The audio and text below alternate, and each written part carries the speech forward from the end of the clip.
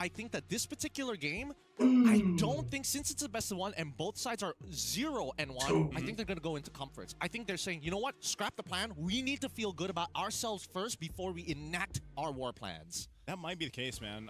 You know, I got a chance to go ahead and cast the qualifier series for the Mongols up to this. That was MCT East Asia. And, you know, the way that they played through that, and it's interesting because we have the 3 teams that are in the wild card from that, which is Sunset Ravens and the Huns, who we'll see later too.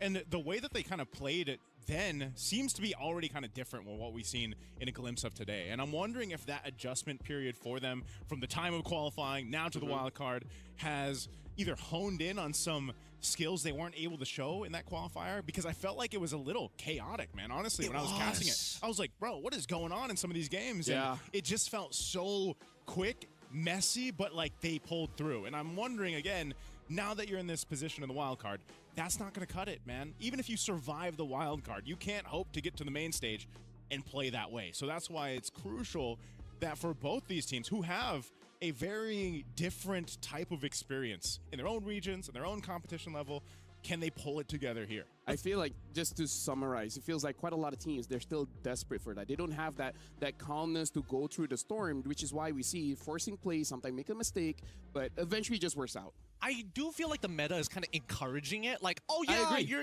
behind by 1 point. You gotta fight to get that 1 point back. I agree. And that kind of sucks, but at the same time, we also have to look at the supporting staff, right? The coaches. Because in this particular case, we're coming in, the Mongols, I want to see what they want to do with this current meta game, because after watching MCT, there are certain elements that are still there, but it feels like they've kind of pivoted away to try and broaden their scopes. On the opposite side, I think making sure that you already have like an experienced coach on your side naturally is going to lead you to be more macro-centric. And I want to see the mechanics. I need to see the winning 1v1s. Can I just say, gentlemen, honestly, throughout the day, in terms of highlights, it's mostly jungle and a bit of roam. Because when it comes to the side laners, it's just the laning phase. After that, not much interaction. The mids also hasn't really been able to contribute much. So it's, there was a Savage day. That's about, you know, on the Jushin. That's about it for mids. It's given, you know? Yeah. It wasn't super. Let me just say that, right? Yeah, but it really is just because, like, if the jungle has a good enough time, and the roamer has a good enough time to be that front line, and everyone just kind of tap a few buttons and then things will work out. That's the thing. I feel like right now the meta, in terms of like what the big problem with the meta is there's a lot of heroes with overly inflated base damages in the early game. Which is like kind of unfair for certain heroes. Like obviously some are supposed to be good in the early game, some are supposed to be bad. But then you have these tanks who are like, oh, even if you are good at the early game, it kind of doesn't matter when I'm around. Kita sambil menunggu sambil makan. Way too much. I mean, hey, Dragon Warrior, right? You can't spell Dragon Warrior without S. Dragon. Don't worry, they were doing it earlier. Don't fall for this. There's no S. Don't fall for this, Naisu. I've warned you. I'm putting it out there. There's a bear trap. It's gonna happen. It's like you know, like what they always say, right? What do they say? You can't spell team without I. Yeah. There's no I in team as well. No. There is an I in team. Teach a man to spell, and he'll never be dyslexic for his life. I've been through this. T-I-M. Tim. I hate this so much. All right, so Mongols, our first pick, VSG, our second pick. Dangerous Grass will be the map that they'll be playing. Phobias as well as Boxia banned by Mongols, and after VSG banning out the Paquito. And interesting enough, we haven't seen this much, but the Atlas early ban.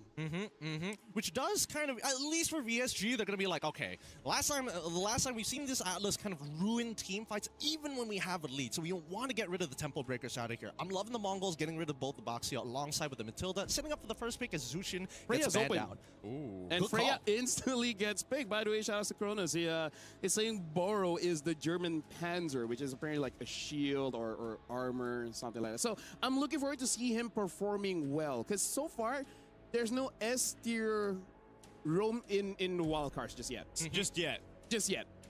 And I think, you know, starting off by taking out what I feel like is an S-tier roam, that Atlas that has snuck up in the ranks over the course of, you know, weeks and months in our own regions. He's been part of the highlight reel that LaFell just mentioned, where these roams are getting these highlights because someone like the Atlas is so threatening with the Fatal Links. You take it out of the picture. Matilda, like we talked about, who needs more buffs, will be banned out here. But the answer right now for VSG, they'll go ahead and lock in the Claude and the Eve. These two heroes we've seen picked up in combination so much throughout. So much good damage profile already in the first two picks, in the magic and the physical damage. And we'll see how they decide to complement it going against the Freya and whatever else the Mongols decide to pick up in the first phase here. So far, based on what we're seeing, at least for the Claude and as well as Eve, it really goes to show that jungle is such a high priority, right? They don't want to get the counter pick because carry is still available. There's so many things to worry about, and they want to make sure they cover their bases. Yi Shin gets picked up by the Mongols. Haven't chosen the second character yet, but looks like Zixora, he just wants to go like one of his comforts back in M7 wildcards, going for the Yi Shin. He also played it in MCT East Asia. One of his more successful heroes, I'd say. Comfort, and they'll build around it. Gord, as the Gord guy, I'm still happy. You know, we make it to the MSC He could use a few more buffs. He could. Maybe make his board useful. Maybe actually be able to get some mobility with it. Give him a dash that goes through. Just fly slowly like the new Kaja. No, they need to change the Mystic Gush to be like Hunt of Bone, so you get attached to the guy and just beam the one dude the entire way. Your board is hovering. Yeah, your board is hovering, and you can do 360s, and there we have it. You know what? Yeah, if you hit your first skill, you're just locked in. Yep. That would be the dream. That would be the dream. But let's come back into this draft, because right now, the scaling coming in from the Mongols is ridiculous. Like, this is nuts to have if they get a lead. But then we look on the opposite side, and I think that VSG, they have such a good foundation. Tank junglers are going to be a little tougher to bring out. True damage and as well as Trinity builds are in play. So I think they now need to start looking at winning lane matchups. Already gets banned out. Pretty good for Yi Shin as well as the Gord here. And now the Kalia gets banned as well. Pretty good ban coming in from VSG. And let me just say, Coach Jeff here looks like he is just going for just meta picks, right? Like, look at a tier list, who's looking pretty good, and if they pair with each other quite well, they're just gonna go for it. And I feel like for the next pick is really gonna set VSG's draft, because if they have a damage EXP, they might be looking for a tankier jungle. Or vice versa, right? Basically, like, who's going to be the front line? Because they still need a front line. Cho's a catcher. He can disrupt, but he needs a front line as well. Yeah, he can't be doing all the work. We've seen that before, where your Cho really struggles on any composition, where he's got to be the guy to get the vision, but also set up and also kind of tank. So you need something to complement this pick. It's great you can fight around the box. When we talk about the box, too, it's also referring to that Eve ultimate, that real-world manipulation. But again, you need something to solidify that. And some of the good choices that we already talked about are gone out of the jungle. So I'm wondering, is this call for, there's an Akai? Yep, that was going to be necessary. Akai is one of the few tank junglers that actually has some form of counterplay against the Gore. You get locked down, guess what? I press my ult, I walk away. I think that the Cho is actually a denial pick, and I think I got to give it to Coach Jeff. He made a prediction here after seeing the last lock-in of that Gore. They knew they wanted single target lockdown. They banned it, and they also picked one for themselves. It's supplementary to their strategy, because it's still going to be based on Eve and as well as Claude. Yeah, one of the great things about that, too, as you see the Yuzhong picked up here, is the Cho and also the Akai, and even a threat of a Claude coming towards that Gord when he's trying to set up the ultimate will disrupt it. So if you can take down that efficiency, that uptime of the Mystic Gush even, then that's going to be great for you. And as long as they can stop him in his tracks, they're going to go for that. Now, this is interesting. A Belric plus the Yuzhong to round out the draft for the Mongols. They want to eventually get to the later stages of the game, and they want to make sure that if Claude does decide to join early, they're going to tax him for it. Yeah, speaking of, Freya is going to be in the gold lane. Yuzhong picked up. But here's the thing. Belric he won't have a good time against the Eve. He will be okay against everyone else. It's the Eve that I'm worried about. So now the final pick from VSGJM. One of the, this time, not a lot of heroes gets banned. So he has options. So what does he want with the Yuzhong? I feel like tanks just cannot deal with the Yuzhong, so it has to be some kind of fighter, like maybe of a Benedetta. I think it might. Honestly, I think it might. Oh, all right. So they do want to have like just a little bit more damage here. I thought that VSG just wanted to be like, you know, we got to be safe. We could just give the Uranus and kind of like play around, making Eve a little bit more dangerous. But no, with Benedetta, at least for Lord JM, he can instigate wars. He can pull people into the fight. And here's the thing, looking at draft, I feel like both teams got their comfort. So right now, I'm going to give it over to Gideon as well as Naisu to cast this game. So good luck, guys. Thank you for the luck, LaFell. I hope good luck to either of these teams right now because they need it. Currently looking for that win here through the first day of the wild cards. the Mongols and VSG will bring out two drafts that we've broken down as much as we can. I think, of course, when you look at both of them here, Gideon, who are you favoring for? I'm going to have to lean towards, and this is non-biased, towards the gourd, right? I want to see the Mongols make this gourd work. I want to agree with you so bad. I think that the composition is much easier to actually execute. The big issue is at level 1, level 2, right? Belleric needs to walk into a lane where he can get harassed by both the Cho alongside with the Yve. If level 1 doesn't go well, it's over, and we might just see first blood achieved. Okay, so it didn't go well, Gideon. It's bad, but at least Belleric's alive. Belleric's alive, but Mumu going down. That is an aggressive start for VSG to just go ahead and set up on that top side, get a kill, but that also allows JM a little bit of an advantage now. You saw he used the Petrify for that. Boro burnt the Flicker, but hey, that's all value for VSG in the early minute. I totally agree, and I think that Boro probably should have given the kill over to Lord JM, but hey, as long as somebody takes it, and this is the beauty of the early stages of the game meta right now, right? You can make your supports do some wild things. Whoa. Focusing up here on that mid lane. Poro is in the jungle. Yeah, it's so free for VSG. Like, VSG can do whatever they want at this stage until level 4 start to come around for the Mongols, and whatever early game advantage they had with the Yuzong ended as soon as he died. Oh, man. Okay, Boro. Gonna go ahead and just poke him down a little bit, but this is, you know, one of the things, even looking at the emblems here. Oh, no Master Assassin. Yeah, no Master Assassin. Just early aggression from VSG sets them up to an advantage that they can go ahead and balloon to the first objective that turtle for. Now, this is one of the things, though, too. This lineup from Mongols, and this is why I was leaning towards them, was, you know, it scales up, like you mentioned, especially if they can manage to get the late game. But I guess statistically today, we haven't seen too many late games. Yeah. We'll see if that changes in our fifth match of the day. The turtle will be appearing shortly, but as they drastically try to get these level 4s available for them to actually fight into VSG, that's one of the big things here. And this could be troublesome. If they lose this first objective, this turtle, they're just going to take this one further. VSG starting it up. Oh, they've already let the final blow right into the middle of the fight. Martizi already securing at least one. RW1 to try and slow down the fight, but it's too late. Managing to get out just in time, and Dixon in trouble. Should have died to this. Manages to get away with a sliver of HP. Great usage there for VSG to use those battle spells that they needed, secure the objective, and get on out. The ZXR will go ahead and take that opportunity to steal a camp here from Martizi. He's going to be working on. He does hit that level 5. He's dealt with the pressure and was delayed a little bit, but the best thing for the Mongols here, man, is just to go ahead and set things up before the next turtle. They have plenty of time to get there. They just need to kind of put a Band-Aid on the wound of the early game, really. Yeah, that's the thing. That's the thing. I feel like Mongols are coming to a point. I feel like they should have just given up that turtle. In all honesty, it should have been gone. Oh, God, Mumu in trouble. Gonna get hit by the way of the dragon, like the final blow.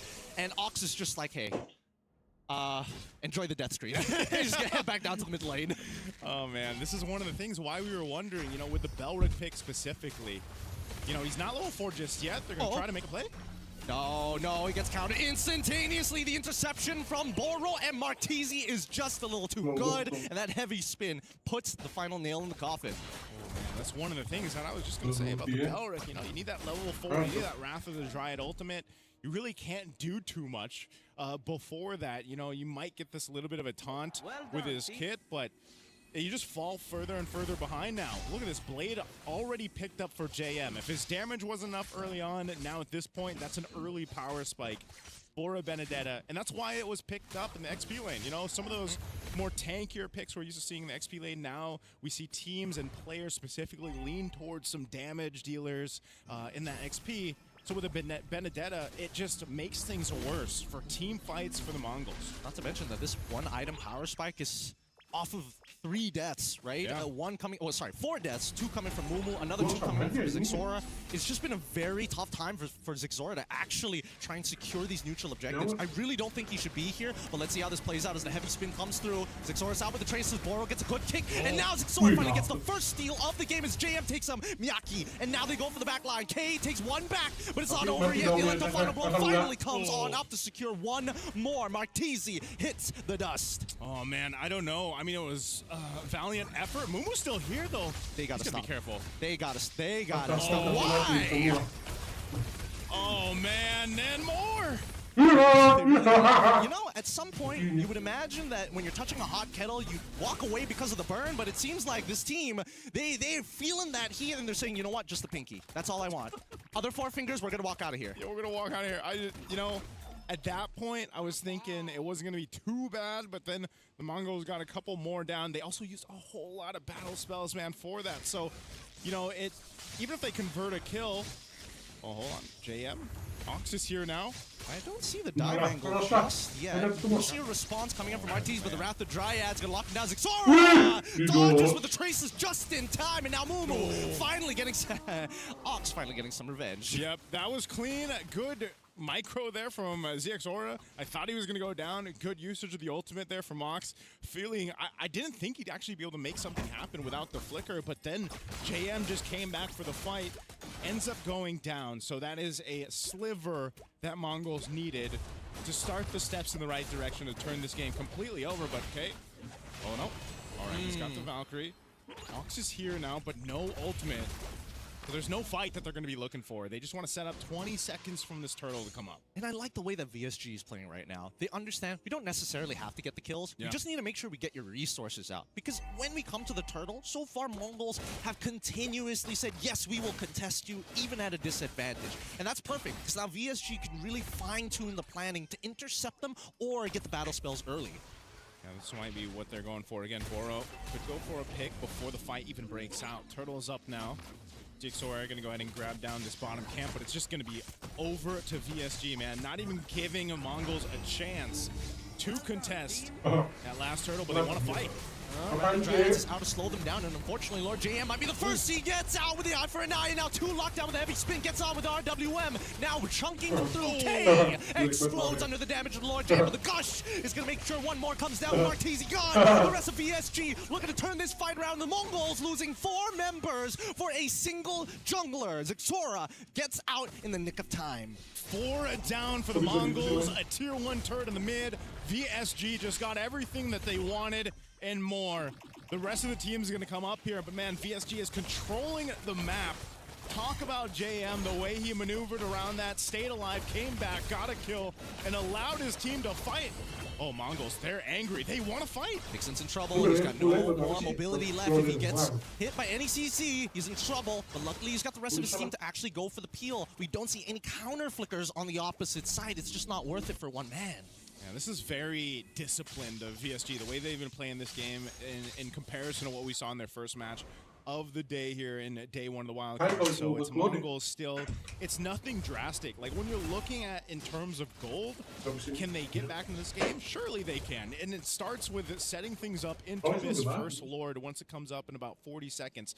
If they can knock down maybe another turret, get some space to work with, and get in position that they need to fight for the objective. That's one of the main things, though. We haven't seen a big objective setup from the Mongols. Uh-oh. They're trying. RWM here. Dixon now in trouble as Mumu finally gets on top of him, and now with the shot, Ashura has already cut him down. He's found one, and now they back away from this. 16 seconds left on the clock, and unfortunately, losing a jungler here is bad. Petrify comes through with the Electro final blow as JM gets one more, and Mumu is a trade. K looking to get Carvey, takes the BMI backwards, jumps forward to the fall of the Valkyries, and now Boro, he's trying to get him out of here, but he's not sure how else he can do it. Third hit of the G Kundo, blocks just enough, and Carvey manages to get out. If only range from Makey on that Mystic projectile to get the stun out, maybe they could have gone and gotten a kill, then rotated to this Lord, but meanwhile, BSG won't be able to go ahead and get this reset going. JM put enough pressure on this bottom side, which opens things up for PSG and the rest of the squad to secure this Lord. The Mongols now at the 9-minute mark are not ready to really fight for an objective. So Lord secured here for VSG. Let's see if they can hold things off here. They've really got to stop this pressure, this push from VSG. Now, okay, going for JM. You can try, but honestly, it's never going to be easy for any ESP laner 1v1, especially when there's the extra help of the minions for that spell vamp. Either ways, now we still have that Lord actually coming through, and Carvey, now completing the Trinity build on his side, is in a very powerful position. Okay, he's going to get closed down. Okay, he's got to burn the flicker, so that's out. What? Why do you need to... I guess he just, you know, he saw the threat of JM there.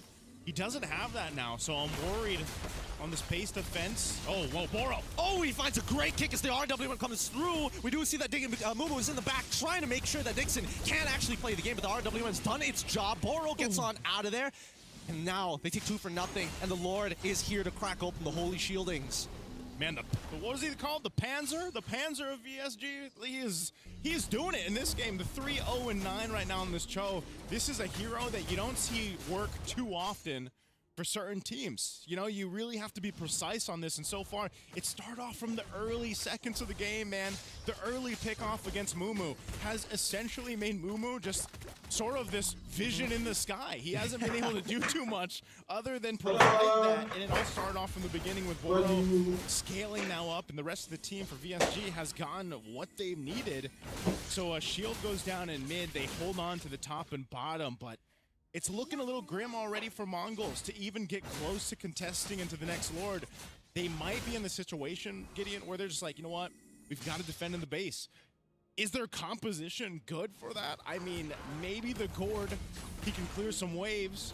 I think, it's tough to say. I think they are almost guaranteed to at least lose 1 inhibitor just because they have access to the RWM. But the secondary problem is going to be that heavy spin. No matter how bad a situation is going to get, Mark Teasy can just say, nope, I don't want this to happen now. Nah, not today. Like every jungler in your RGs. Nah, I'm out of here. Yeah, every 5-year-old who doesn't want to eat baby food is like, nah, I'm good. I don't want this applesauce anymore. But so far, if you look at the overall progress, right? Down by 500, you can tell, jungler, 3 items done. 3 items done on either side, yet it still feels that Martese is in full control. Oh man, Black Dragon Form used 20 seconds for this Lord, resulting into nothing. So, I don't know, man. Mongols might just give it up, trying to make a play somewhere else, but you see JM is controlling that top side of the map. Ox will take some shots here, trying to just kind of scout things out, but there's a fight up top. It's not going to look very good here. K actually has the advantage here with the endless battle, but now that Marchese has come into play, that's a heavy spin. That was the big ult we were talking about. Yeah. Now it's just the RWM. They just have the real-world manipulation to go through, but also things can be either delayed or started up with Boro, as we've seen throughout this game. Holding on to that ultimate, that Way of the Dragon. Carvey has had a hell of a time too, man. I like to call this the gold lane experience. He's had it on the Claude. He's been doing his thing.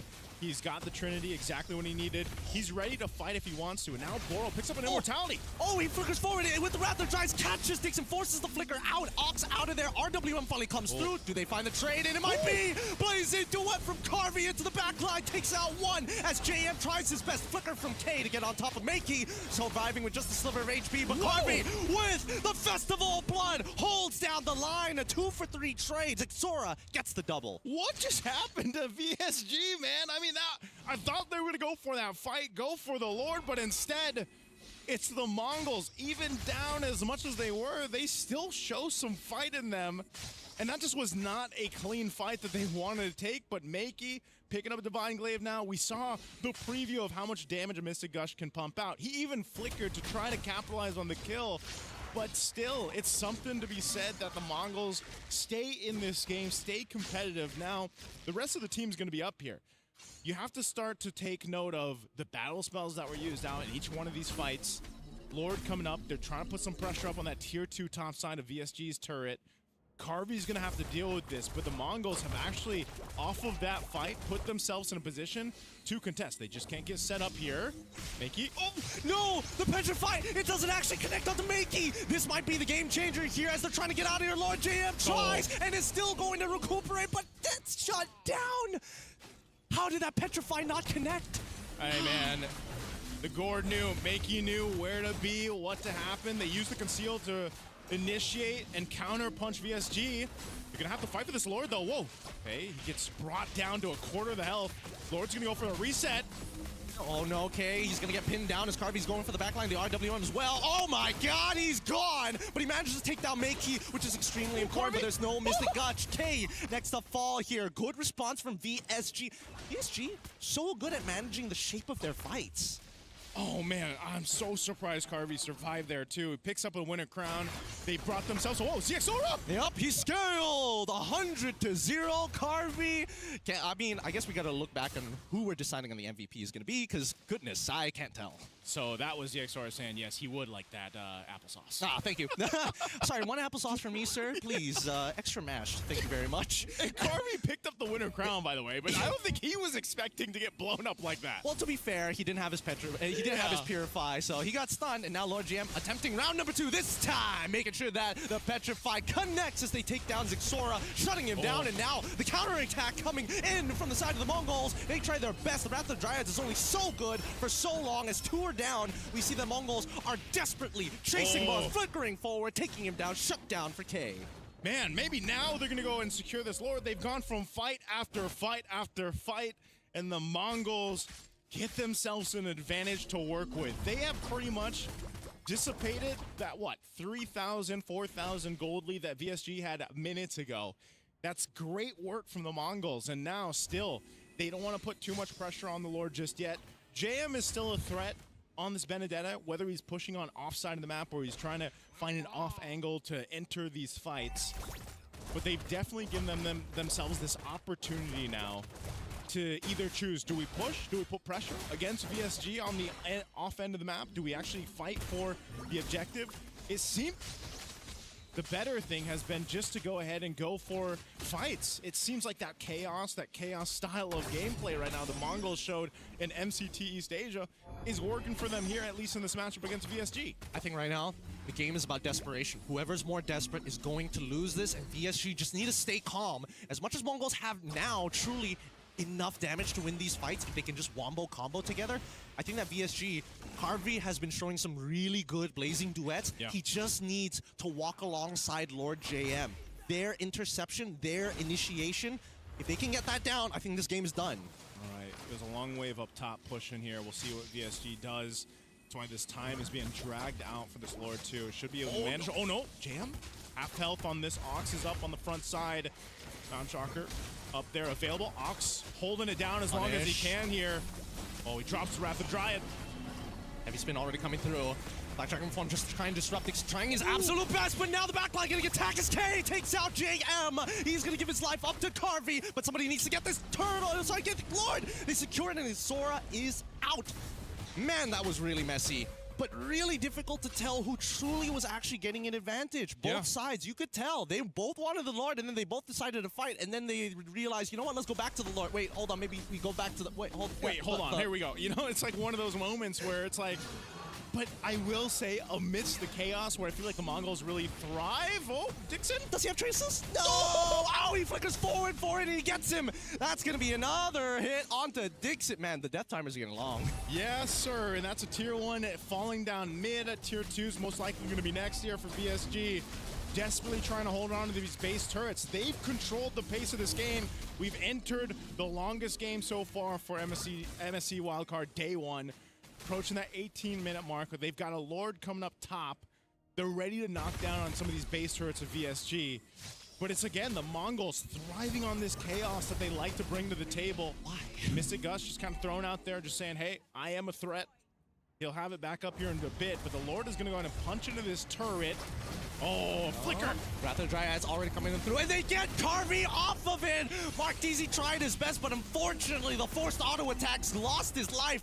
They break open, and now Lord JM looking to save the day. Already forcing out the window crown for Makey as Momo's the next to fall. Flicker it coming in from K to put Lord JM back in his place. Exposed Crystal, no minions, and Dixon and Mark Deasy are the only ones to defend. I can't believe Makey survived that. Great usage of the winter crown, then a little bit of a stun from the projectile, but man, K came in clutch to get there on time to actually keep them alive. So I'd say given everything in this game so far for the Mongols, I think they're happy with that. It's been messy, but like I said, it's worked for them throughout the qualifiers. Now in this matchup, they took out a base turret. They nearly got the bottom one.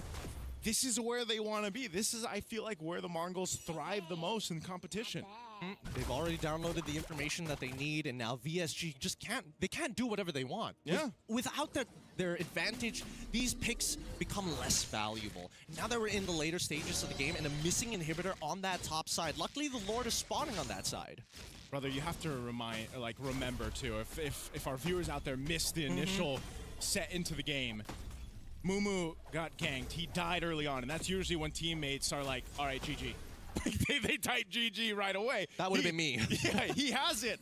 Mumu has now been able to provide enough value throughout this late portion of the game with his Black Dragon form, with the Petrify. He's essentially caught up in terms of itemization. So he's in a good position now too, and the Mongols has just been playing around that. So I think, you talk about how the Mongols have downloaded that style. VSG has to respond. Are they trying something new here on the bottom? Yep, they went for the conceal straight into the way of the drag. Oh, okay. Everybody's looking to get out of there. And Boro's like, it's okay, brother. It is my time. Yep. It's my time to go. Oh, man. Meanwhile, What? Mumu doing his thing. Just being a distraction. I think he's just being a distraction. It'd be nice if he had that, if they decided to take the Lord, but you know what? He's still got the Petrify. I don't know. I feel like right now everybody's a little jumpy, you know? Everybody's like pressing their buttons preemptively. Yeah. I think that Makey has to be the most patient. He needs to target down Martese until that heavy spin is gone. Once that heavy spin is gone, you start switching your targets. Oh man, it looks like VSG's not even going to contest this. They just want to go ahead and just turtle up into the base on the defense. They know they have a composition that should favor them in terms of base defense. They can fight around utilizing the real world manipulation. They've got an Electro Final Blow and a Blazing Duet, so they have everything they pretty much need to survive this next base push. The question is, will the Mongols even let them get that opportunity? Because, again, it's been a course of just throw everything at them, see what sets VSG off their game plan, and then kind of thrive from there. So Lord, and this is a tough one. This is an evolved Lord. It's going to be making its way up top there. We'll see how the Mongols play this around. They're going to go ahead and try to even out these waves a bit, push down that bottom, get the turrets at least opened up of VSG's base. So we could potentially still see a successful defense from VSG off of this. It's a matter of if the Mongols really lets them. And Immortality is going to come into play for JM. He's got to kind of be a distraction in his own right, but also has enough damage here. Oh man, JM, there's the Lord. They got to work on this, holding on to these turrets. Mumu's sitting up there up top. That top brush, Lord will be worked on, but the turrets are gonna fall here in the mid. Seal gonna be used. Mumu trying to make a move. Oh, he actually petrifies Martese here, but where is the Mystic Gush? Where is the full combination? And now the response from VSG, RWM, Electro Final Blow is out. This is an opportunity here. Makey still has his ult. It's just Harvey. When is he going to unleash his ult? When is he going to get into this fight? They can't seem to get the angle down. They're focusing all on that wave clear. And finally, they find one into Mumu. Oh, VSG is going to be able to successfully defend, though. I'm not sure if that was the cleanest way to approach the base push with that Evolved Lord, but maybe for the Mongols, they got the base turrets down. They're happy with that for now. They sit on this lead at terms of map presence that they have, but VSG held strong. They kept it together, and they'll keep themselves into this game. I think that this game is really showing that the meta punishes your mistakes.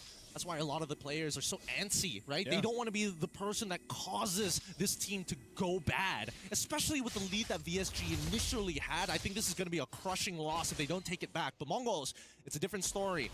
Yes, it's a bit of a feels bad in the early game, but there are things to learn from it and maybe adjust in their composition. Yeah, right now VSG just trying to get some space back again. The Lord's going to be up here in a couple seconds, so this is probably... Oh, no, hold on. JM. Okay, the Valkyries are already out. Electro Final Blow is close, but now he kicks him back into the Electro Final Blow, but the Raptor Dryad takes up the second half. Mystic Dash comes through, and this is the fight that they were looking for. K alive, Dixon dead. Boro and Martese try to disengage, but it's just not enough with the Black Dragon form to chase them down to oblivion. That should be the game. Oh, man, I'm not sure what the call there was to start a fight. Maybe they saw an opportunity, but this is the Mongols in the base. Unbelievable. An unbelievable turnaround game. VSG had everything, and now the Mystic Projector and the Gush is out. Boro is down, and that's finally the first win for the Mongols, turning their score 1-1.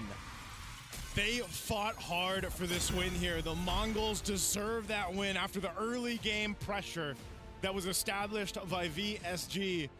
It took them some time. It was a little scrappy, a little messy. But hey, the Mongols make it work. And like I said, I think that's really where they thrive.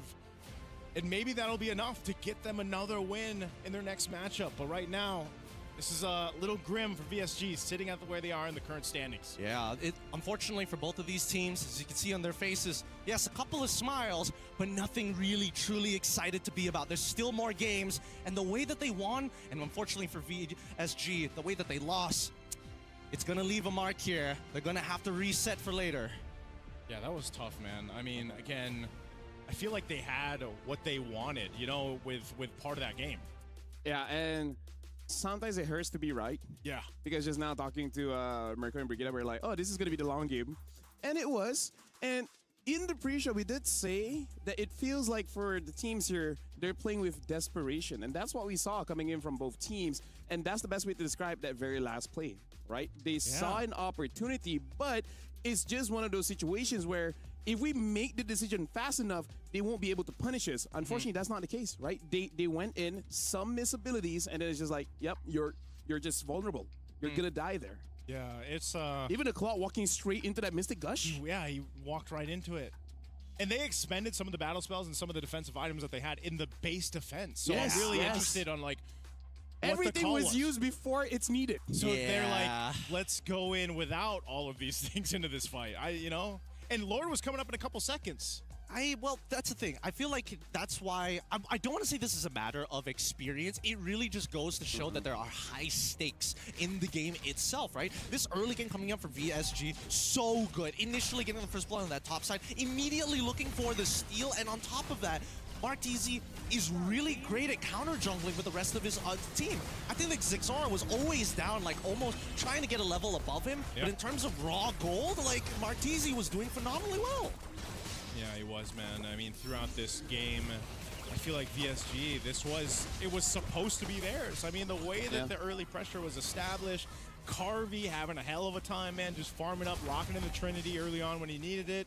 They had so many tools in these team fights, and just unfortunately for VSG, it kind of slipped through their hands. I feel like because we've been casting this game for a few years now, and some professional players have been through this phase where they know just because you can do it doesn't mean you should, right? Because you get that experience to know that if I go in and I get one kill, what are the chances my team gets wiped out, right? That's just something that with experience, you just get used to, because look again. He didn't even have stacks, man. I mean, like, Carvey wasn't stacked up at all. Oh, yeah, true. Like, you see how slow he was approaching the fight? So I think it was just, they weren't ready to fight. They forced it. I think that Carvey kind of forgot how much damage Makey does on the ult, because it's like, oh yeah, I just need once he's full stacks, then it's true damage. Yeah. No, it's high base damage. Yeah. Don't take it at all. No, I mean, I think he was saying that the Claw didn't have the stacks with the Art of Thievery. He didn't have the Art of Thievery, too. Because his movement speed and attack speed was a bit slower. I totally agree with that, but he also had Purify. Yeah. In a lot of situations, like, okay, you see the gourd, how does it work? Okay, he's got to land one and then two. Most people forget that the two still hurts even if you don't hit one. Yeah.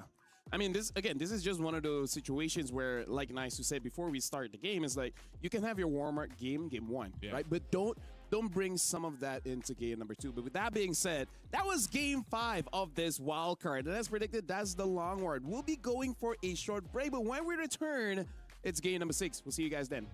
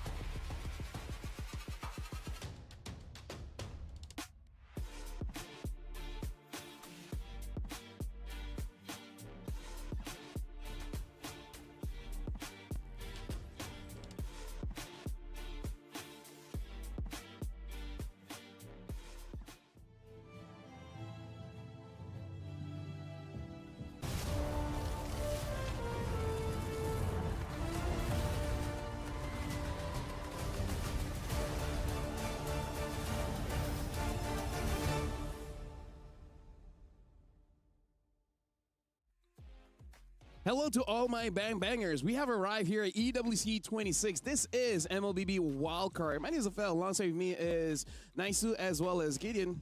Certified bang bangers as well. We just saw a long game just now between Mongols going up against VSG, which hopefully lessons are learned. But speaking of, we're going on to the next one.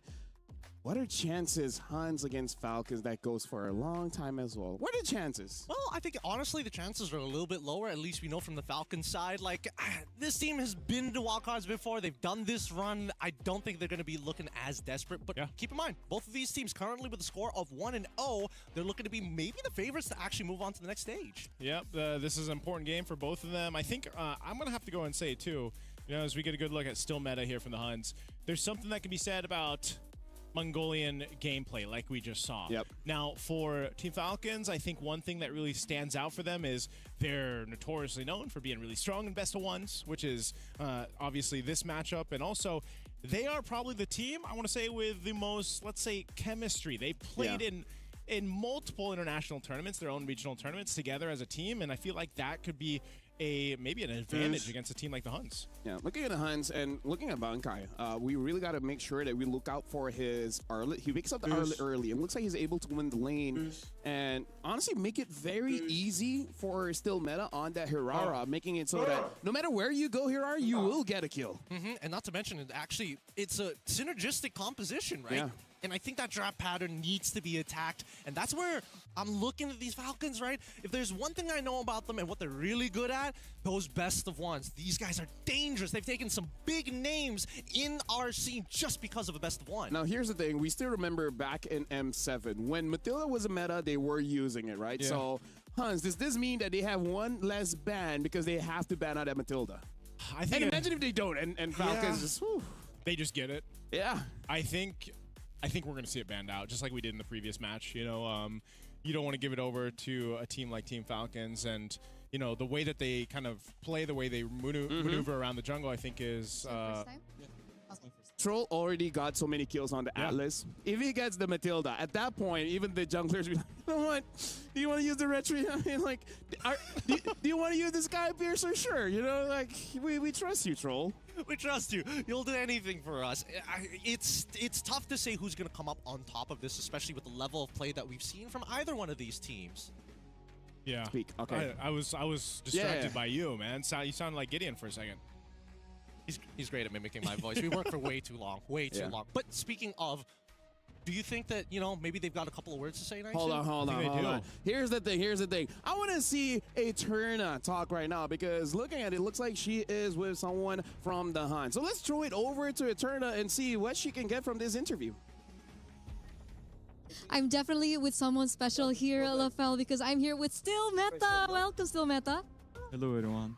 I'm Still Meta from the Hans Esports. Yes, we know you are the jungler of Hans Esports right now, and you're sitting at a 1-0 so far. But I heard that there's something unique about your in-game name.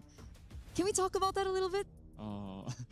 Actually, Still Meta, my IGN came from like a long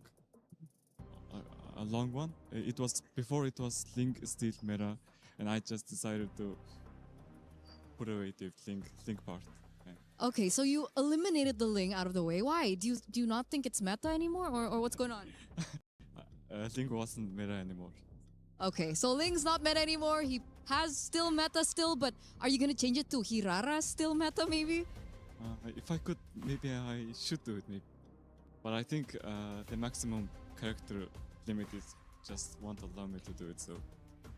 Yeah, okay. Well, technical problems with that Hirara still meta, but I really want to talk about Hirara for a bit because we've seen it twice, and from both teams, and from both times we've seen it from a Mongolian team. So is it currently meta, or is it just region-based on Mongolia? I think Nivero is kind of meta because she has very few counter picks. And she can snowball very quickly if left alone or in the right situation. Okay, so you still think that it can be strong in this meta despite it being more maybe tank-centric? Yeah, I think her can be a meta pick. Okay. Now, still meta, I'm hearing that this is your first debut on an international stage alongside with 3 of your counterparts. So, can you talk to us about how that's been for you so far? The experience has been great so far.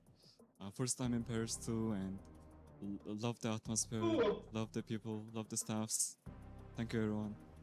Oh, and we love to hear it. So good luck for your next match, and we'll see you maybe after for a post-game interview, maybe if you win this. Thank you. All right.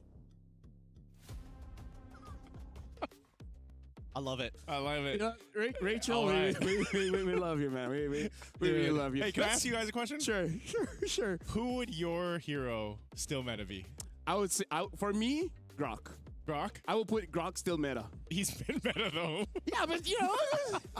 Hey. How many Groks have you seen in the past 3 months? I saw one today. Hey, one. Yeah. One. Look, the data isn't necessarily behind you on this By one. the way, let's just say how Defending. nice that the honesty is. Like, oh, would you put Hirara still meta? There's not enough characters. That's why I put Link. And the fact that he used Link still meta for a while, I was like, just remove the Link part. The link part, not the still, not that you'll leave the meta or either one of those. Keep it 2 syllables. Nah, I think still meta. That is a prime example of what an esports player should be. I Great agree. on camera, has good personality, and Very knows- humble. Very humble. Yes. Not Yeah. to mention that this is their first time in Paris itself. So very deep voice as well. very He does have a deep voice.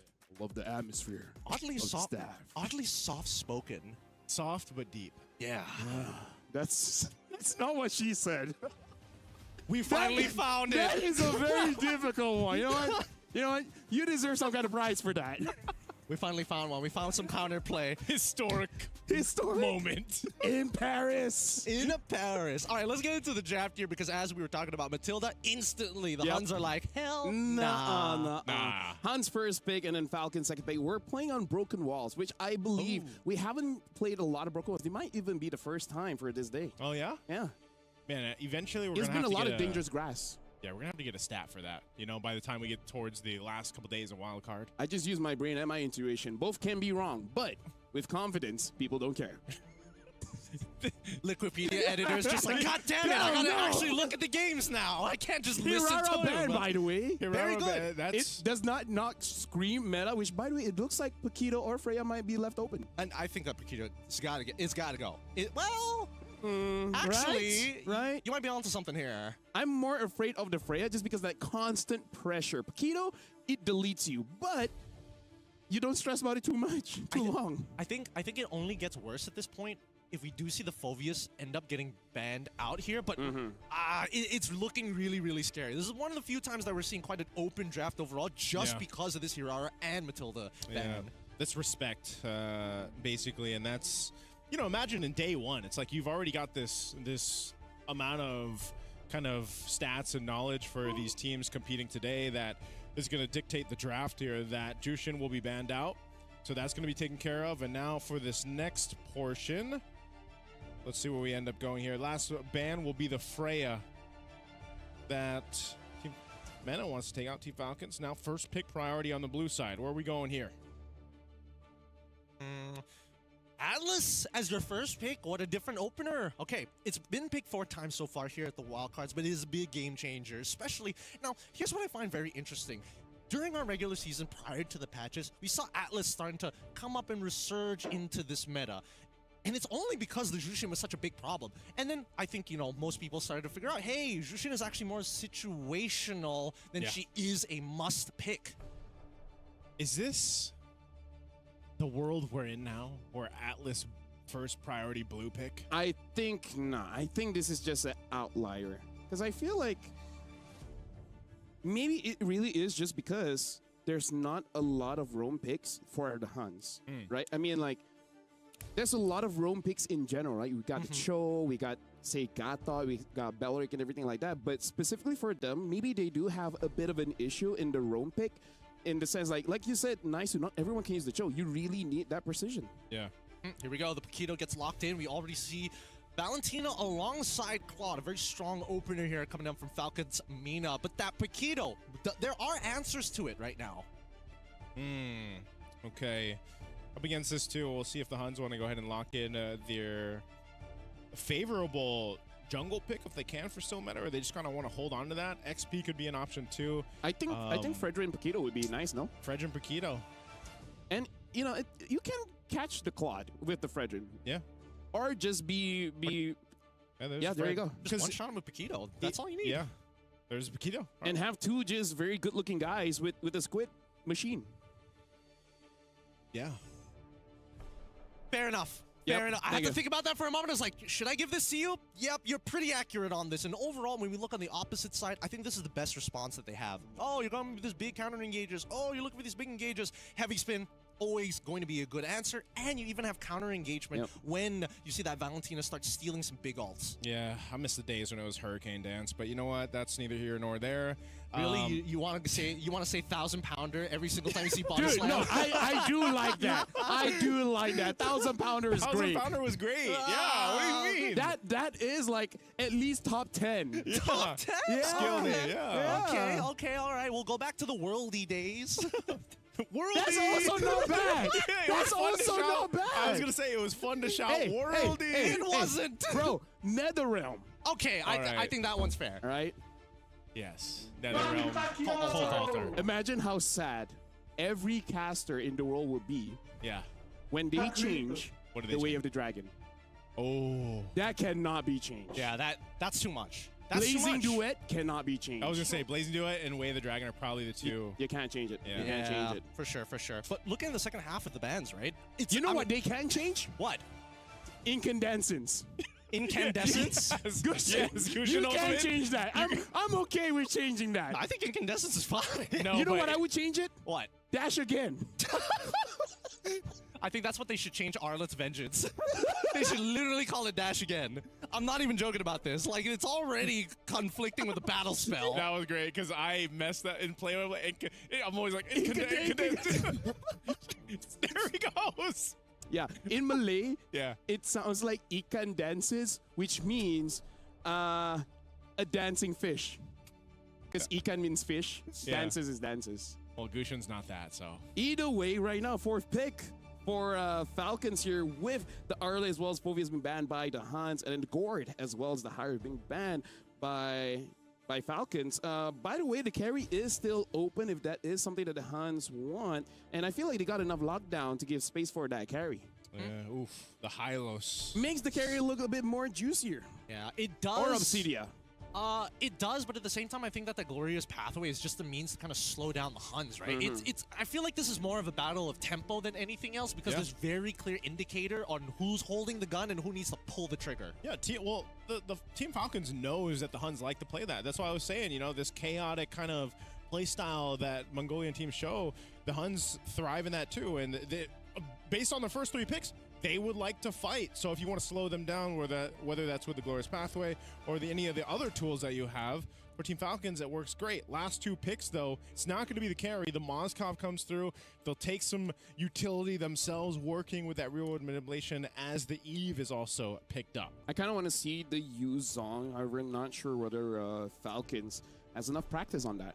Yeah, that might be a difficult matchup to actually go for. I think safest is Or probably Uranus. like Lapu, you know, just, or Yuzhong. any way to kind of get into the back line, just to make sure that you can disrupt the Yeve. Let me just say, whenever I make all the predictions, whether the game ends fast, early, the picks, I'm not smart. I really am just that lucky. Which, by the way, fun fact, my name means lucky. Speaking of, we're gonna jump into the game with Getting Q as well as Naisu. Have some of my luck. Maybe the game won't be that long. Thank you, LaFell. I wish my name had meaning like that, but it doesn't. I swear, he probably cursed this already. He's saying like, I hope you have luck. He's looking back. He's like, it doesn't actually mean lucky. Hey. We're just taking for his word. We don't know if he's just lied to us. Yeah, but I trust you guys, you know, so I'm going to trust LaFell too here. All right, maybe I gotta have more faith in humanity in that case. Can we trust the drafts here on both these ends here? Because we know, like we mentioned, both teams sitting at 1-0, right? This win for either of them is going to solidify a better time for them in the wild cards, right? They're still going to move forward with a much more confidence into day. Well, we'll see them in day. Well, we'll see them tomorrow, right? Yeah. There's 8 matches tomorrow as well. So you know, but we get a good mix of both groups. Now for this one, again, the drafts look great on both sides, Gideon. I think as we jump into the Land of Dawn here for this one, for the Huns, I think it's still the same thing you mentioned. They have the locked and loaded lineup to get things started up. And it looks like we're not going for any kind of cheese tactics here. We see everybody's going into their lanes just fine. Not much of a leash anyways, but the starting positions for both sides is a little different. We see that Akai immediately goes to his small camp and then to his purple buff. Fredrin takes his orange, is going to take the small camp. I don't know if he's going to do the full clear or run immediately over to that purple, but it looks like he's going over there. And Falcons, they scouted this earlier. They know they've got Litho Wanderer for free. Yeah, it's controlled. They'll lock that in. Good information from Troll there on this Hylos. And, you know, that's something to be said. A lot of these small things that, well, they seem small in the early game, these early rotations end up building into really your first big objective. That turtle, having some of these level 4s available more, you get some options that you can take even for the junglers here. So pretty just kind of steady in comparison to what we saw in the last matchup and the way things started with VSG, but this is kind of what we expect with these kind of compositions. Yeah, honestly, I'm waiting for a team that has found the cold, hard calculation of aggression, right? It's a very fine line of, like, I just need to get enough value to still be able to profit later down the line rather than committing to everything right now and having nothing for the future. And it's funny because that cold, calculated aggression can change in best of ones. Like the environment of a best of one in comparison to the best of 3, where, you know, where we saw like VSG in the last matchup, just make that play up in the XP lane.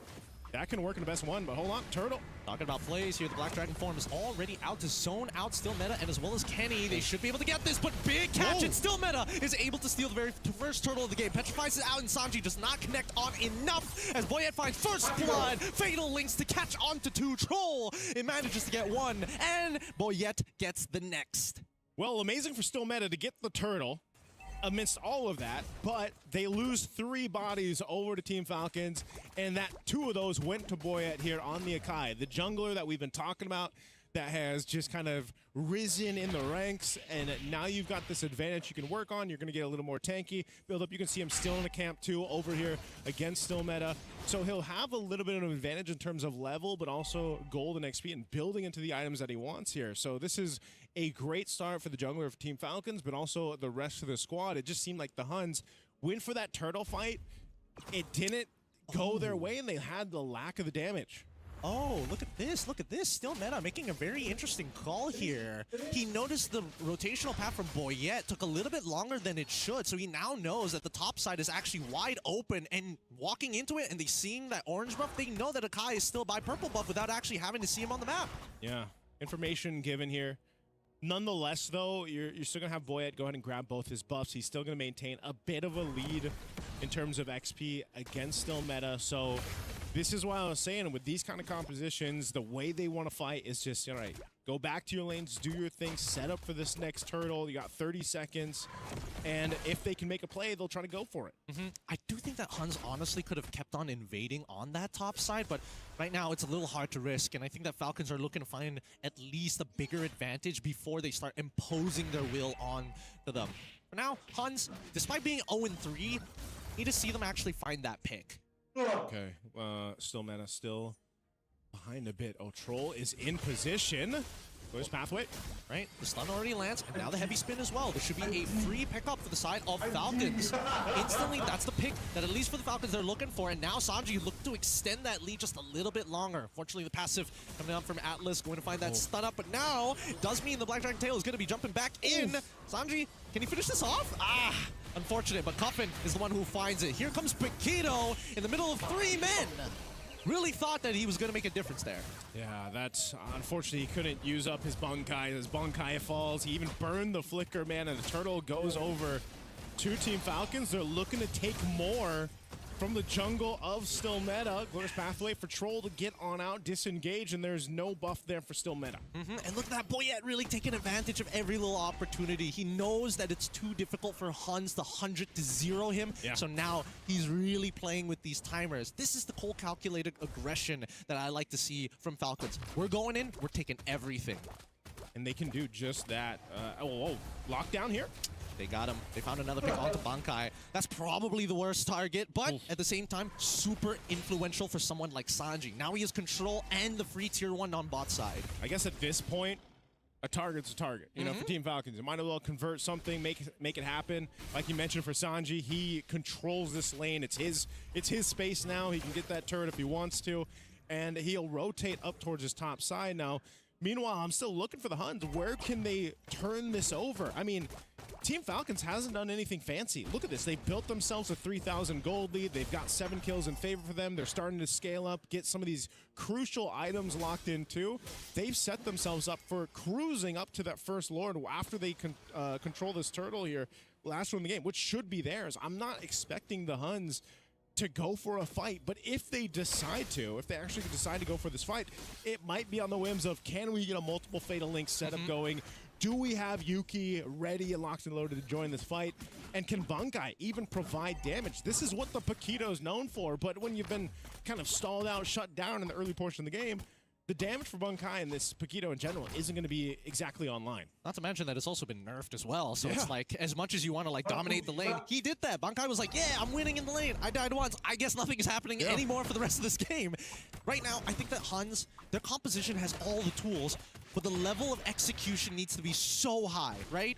Still meta needs to be able to catch multiple people. How is he going to do that? He needs the help of the rest of his team. And now Sanji, Black Dragon form gets out of there, petrified, triggers the shot residue, and now needs to get on out of there, but no! Pulled back by the Fatal Link, Spear Misery connects, and Sanji still surviving 2 shot residue procs. You gotta be joking me. That's the kind of lead that Sanji has, man. That is not a interaction you expect the Yuzhong to survive. Sanji does it with the Shaw Essence procs, but man, talk about a commit from the Huns for a kill, and now here's the counterpunch. They're looking for it. Again, a stolen Fatal Links just to get rid of the Appraiser's Wrath. It's out now, and Sanji finds the kill. RWM now getting unleashed. The heavy spin says, no, I will not let you, but he manages to push one out. Yuki in trouble. He ends up dying for his sins. A 2-for-1 trade in favor of the Falcons. Oh man, finally the Huns are on the board, but man, at what cost is the question? They do keep Sano up top side, Team Falcons, kind of controlling that pressure that was coming through from Bankai, but hey, they're happy with it. They're going to continue to take everything. Kenny's in trouble. He falls. He's gone. That's why this glorious pathway so easy to utilize. But yet, unfortunately, getting the drop on himself, trading 1-for-1. Bit sad because it was a shutdown, but at the same time, Falcons are still 3.3k ahead. They have that advantage.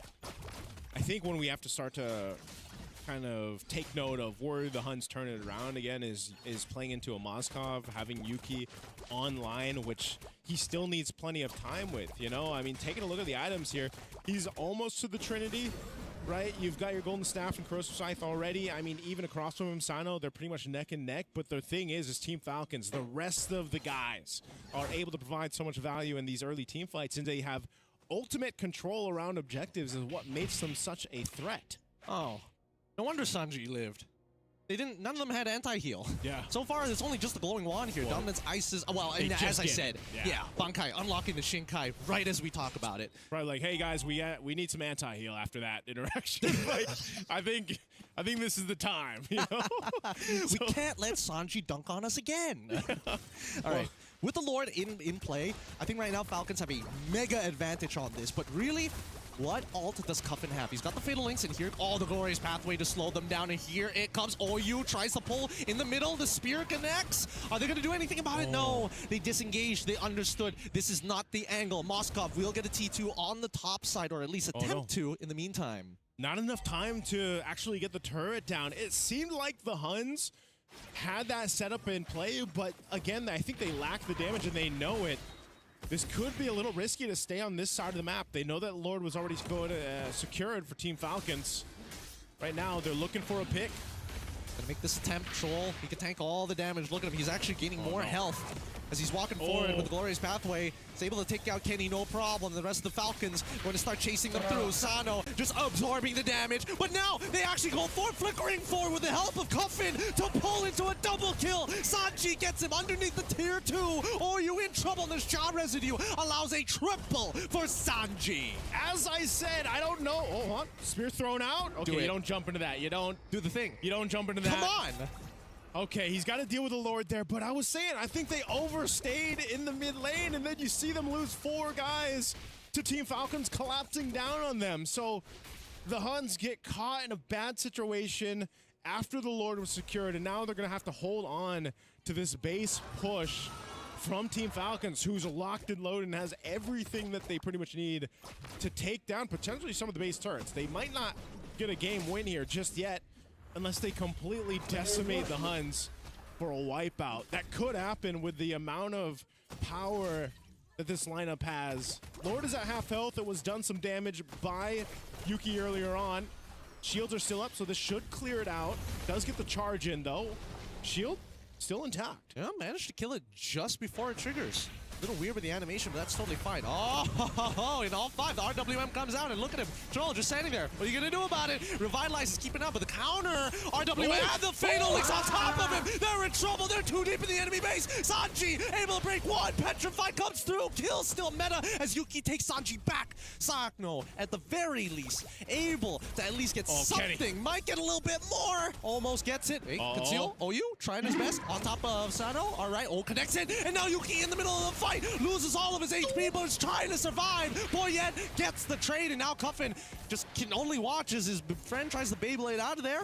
Are they going to punish this? OU, he's going to try, manages to headbutt his way out of there. And now we're back to square one. That was a very weird interaction. I mean, from Team Falcons deciding to say, hey, you know what? Let's just lock down this turret. Sano was just knocking down the turret, seeing 2 of his teammates get Fatal Linked in the base. And then he decided to go forward with the Blazing Duet, and then it forced a fight. Now, great for the Huns, because at least they get some gold in their pockets. Yes, they lost a base turret, but ultimately, they need what they can get at to this point. They've got to get Yuki in a position to actually be able to fight back. This might even potentially make them a bit of a more threat against this Lord, unless they decide to just give it up, go for a pick. It seems like that's what they're going to go through here. OU, half health, trying to get away. They need to start the Lord right now. OU needs to go for the recall, and I think that they're not going to be able to participate for the upcoming fight unless we see Huns try to like poke and prod a little bit. But the big issue is that everybody's scared to cuff in, right? At any moment of time, whatever engagements you have, they also have access to. Yeah, man, Cuffin just doing so much damage. 4-0 and 11, his own Fatal Links. This is going to be a Lord secured here for Team Falcons as they prep up, get ready. A couple defensive items picked up too. Chastised Pauldrons now for Sanji. Cuffin was locked in. You saw the Malefic Gun picked up now too for Sano, so he's got a little bit more range to work with here, but this could be the push in now for Team Falcons to go ahead and end this game. Now, if they overstep a bit, make some questionable choices, there is a chance that the Huns keeps themselves into this game. A good defensive item here for Yuki too. Wind of Nature now available. He's going to definitely need that in this base defense, so they'll clear out what they can. That Lord is going to come down the mid lane for Team Falcons, who's sitting on a 6,000 gold lead at nearly the 14-minute mark. So Yuki holding down the mid. Cuffin, again, keep an eye on him. He's got his own Fatal Links. They look for it. Conceal's going to use. Bottom turret's going to go down. A Black Dragon form comes through from Sanji. They're trying to their best. They're looking for an opportunity to mistake.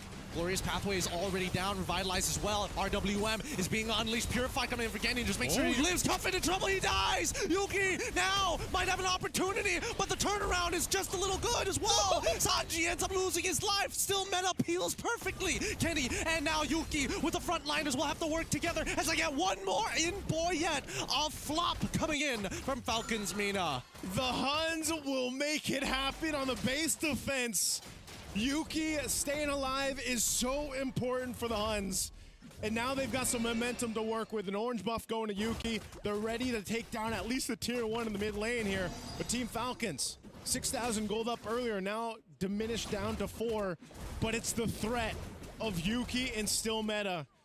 They're looking to potentially take some more from Team Falcons. And this is exactly what the Huns needed to turn this game in their favor. Yeah, unfortunately for Falcons, with the lead that they had, they needed to force scenarios underneath enemy turrets. They needed to force scenarios by the inhibitors if they want to get some real value. Whether they lose or win, the reward is so much more worth it than the risk. But they're doing it so late in the game now that the Hans, they don't mind. They can basically fight forever. Their whole composition is designed to fight for long periods of time. Falcons are heavily ult dependent. Obviously, there's some who can sustain the fights a little bit longer than others, but the key players have the big ults. Yeah, looking at this again, you know, it's just, this is also in territory, as you see how much damage OU has taken. This is something that the Atlas does so well. You know, you're able to go ahead and just be that tank, provide that vision, but have the threat of a Fatal Link. So, they're gonna go. Okay. Glorious Pathway to try and slow them down, and now the Black Dragon form as well. Yuki is actually going for the recall in the middle of this as they found the interception. Kenny! They've got to stop it. They can't let Kenny keep getting caught by this again and again and again. They killed Kenny. Right, it's one of those moments, basically. he burned his flicker too, and now the Lord is up. And without Kenny, Team Falcons will easily go ahead and secure themselves this Lord, unless some miracle play is potential here for Yuki. But it looks like Lord's going to be secured easily. And now, once again, they find themselves on the defense. They got hold on to one base turret, man. Can they replicate what they did previously? I don't know. Really depends. Really depends. Kenny back from the dead already.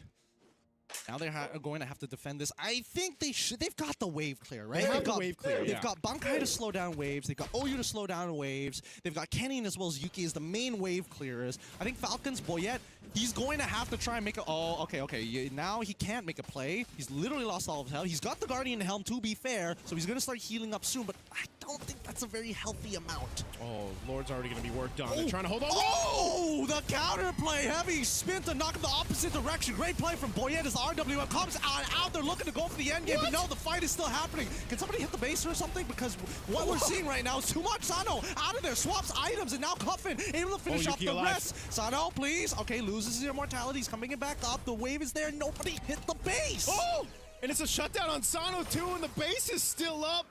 Kenny and Yuki will be enough to clear out these waves with a quarter of health, but they've got enough. And they hold on by a sliver. But man, Team Falcons, what's going on here? Bro, I don't know.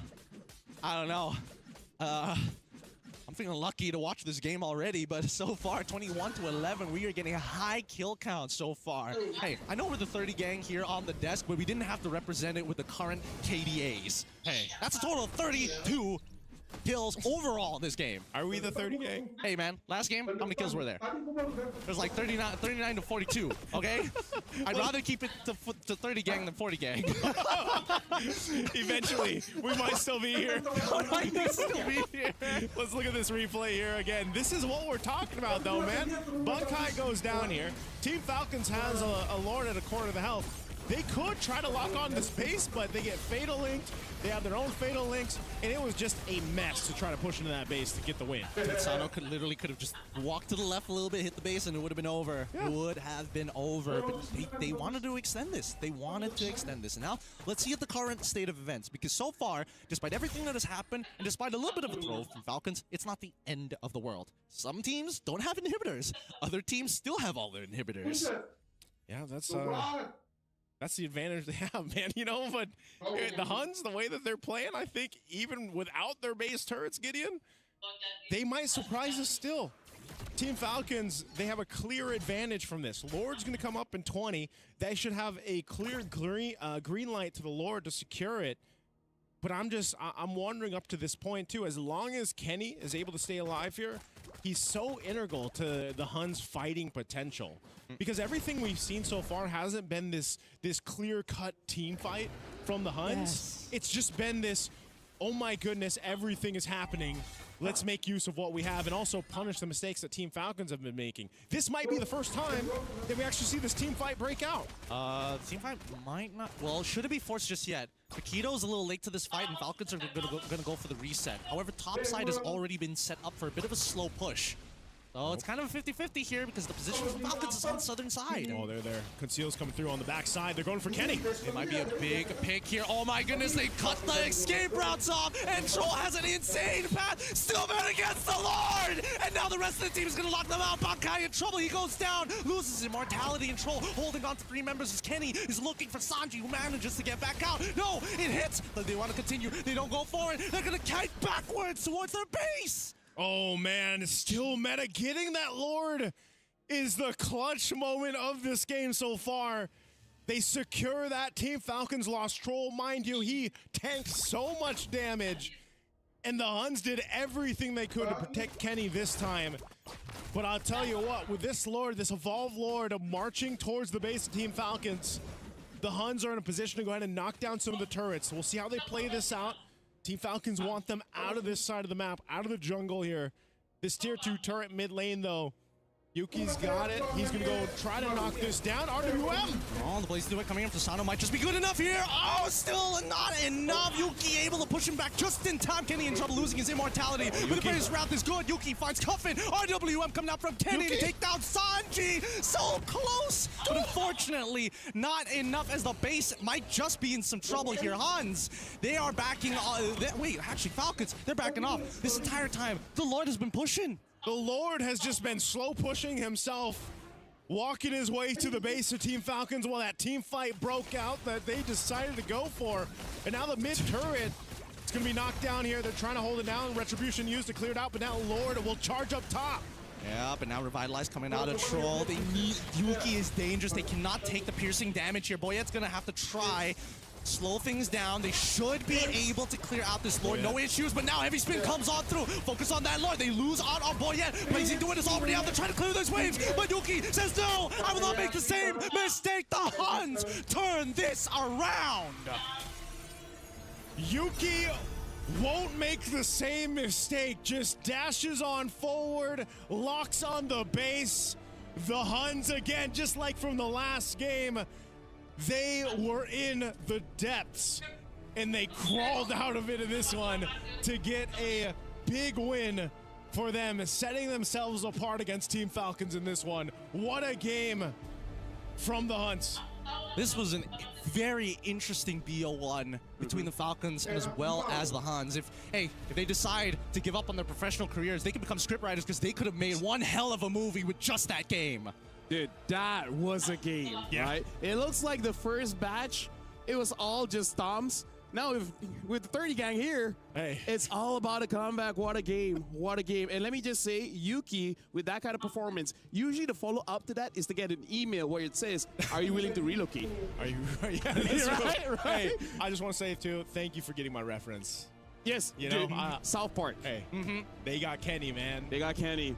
If you guys don't get it, Kenny somehow, some way, he's immortal. Yeah, he's immortal. But he always dies every episode. It's like, oh no, Kenny's dead. Yeah, every single episode. Oh my god. Oh my god, it's great. Dead. They really had to, actually, in that one of the last team fights there, though, too, they really had to protect Kenny. Because that's what I was saying. The fighting into the real world manipulation was so important for the Huns. And some of those choke points around the jungle. And that's why you saw them throw everything for it. Troll, at the end of the game, you could see some of the frustration on his face, man, because Troll was trying to make things happen in that last kind of team fight that happened. Also, props to Still Meta for getting the Lord secured. Yeah.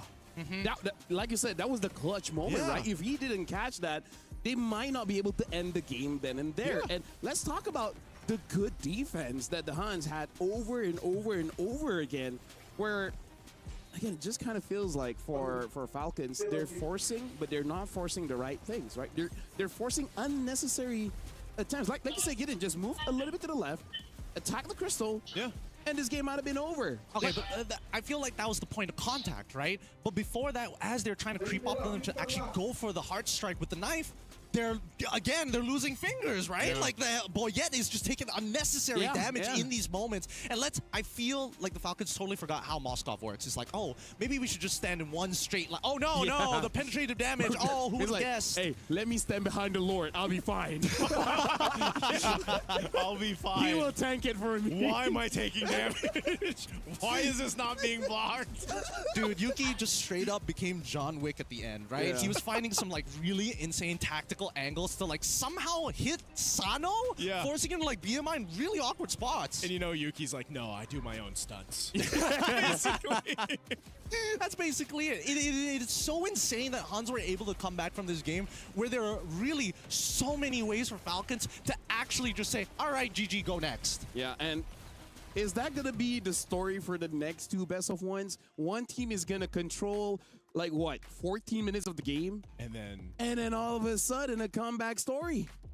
They I got- don't know, man. Dude, there has to be some kind of conspiracy if all the other remaining games goes that way, no? Lizard We got to talk people. to Freddie about this. Like, Freddie, We what have do to, you think? yeah. Freddie, are you, is Is this this speed ring? What's going on? What's going on? Like, how far do we want to push this conspiracy? We going Shadow Illuminati or Lizard People? One or the other. Yeah, it's one or the other. Which one is more popular in Paris? Oh, tough question. Is it the Lizard People? Well, I That's mean, a- they're really into SCPs in French. Hey, you know what? SCPs. Either way, One of SCP 029. Oh, yeah, That's not bad. That's right. That's That's a not good bad. one. That's not bad. Yeah. That's a good one. That's a good one. We're all gonna agree here, and hopefully the audience, if they don't know about it, it's an Easter egg for them to figure out. But Yes. either ways, I don't know about you, but it feels like teams, when they look at the meta, and especially when they look at some of the bigger regions, I think they fail to see some of the conditions here, right? Because these games are dragging way too long. It's going into 11 minutes. We should be forcing the end game at 8. Well, with that being said, we will be going for a break. That's like our 6th best of 1. We're jumping into the 7th after this. So we're going for a break, but when we return, we'll see whether it's just going to be a whole comeback story the entire day. We'll see you guys after the break.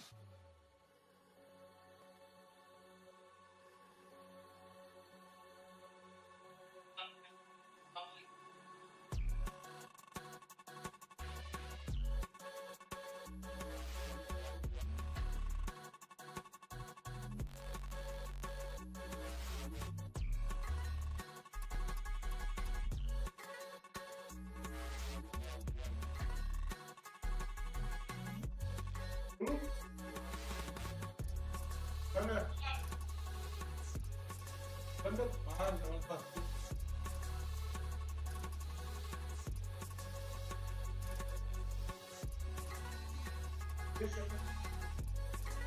Tuh DP tadi. Iya.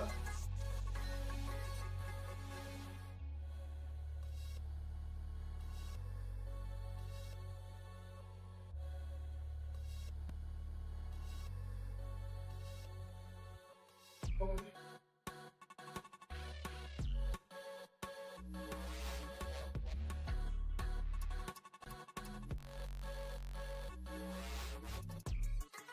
Nggak berangkat sih kan?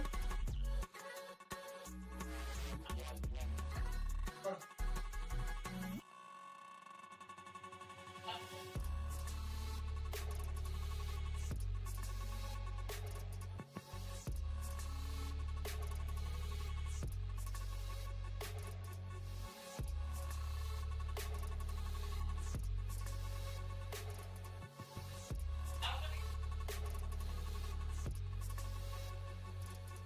Okay.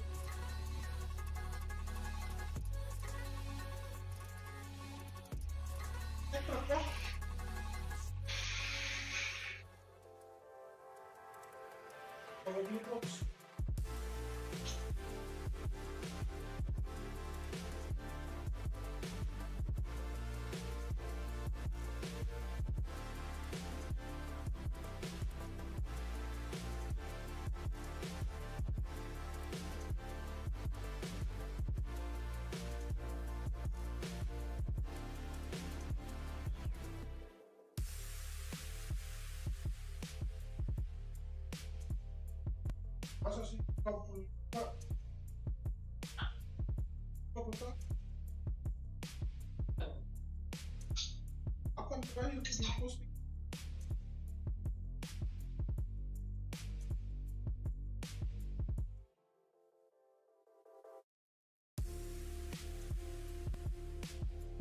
Pos kapan?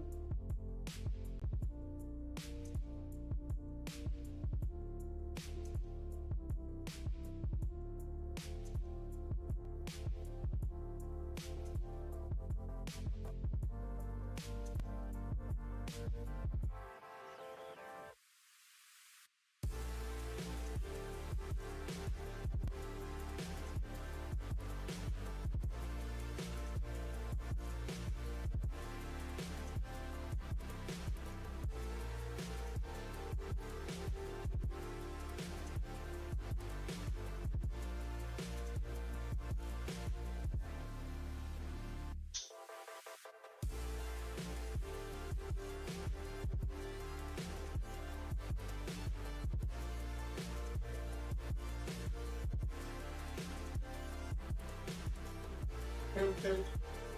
Aí eu vou direto bem, tem.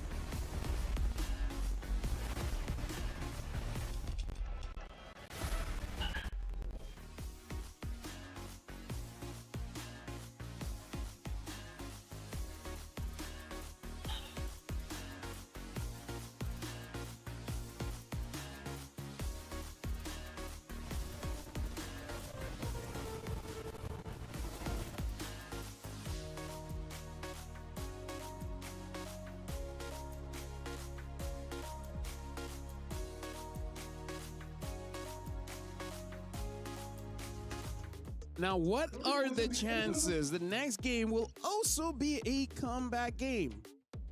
I actually think it's quite high. Welcome to the EWC 26 here in Paris. This is Mobile Legends Bang Bang Wildcard. My name is Afel. Alongside with me is Getting Q as well as Naisu, where you guys started out the shift with a pretty long game. Yeah. And it had Pretty another long. one. And then both games were comeback victories, but this time it's the Mongols going up against KOG. Both are pretty solid teams. Mongols hasn't had good luck so far. They were okay. They were okay, but I would say this is my highlight for the day. Really? I think Yeah. this was my highlight match for the day. Okay, I think that's fair. You're my highlight for today. Thank you. You're also And you, Gideon. The other guys, they're like, Yeah, they're just like, okay. they're all right. Yeah. Athletic fingers. Is that really what she said? Yeah. And then she quickly goes like, flickers. I'll just say yes, because over in the Philippines, in MPL Philippines, I say the athletic flicker. Yeah. So I don't know where the finger came from. No, because she was keep touching the cough button. Oh, because she kept hitting the cough button. Messing with it. No. She plenty of times. Late.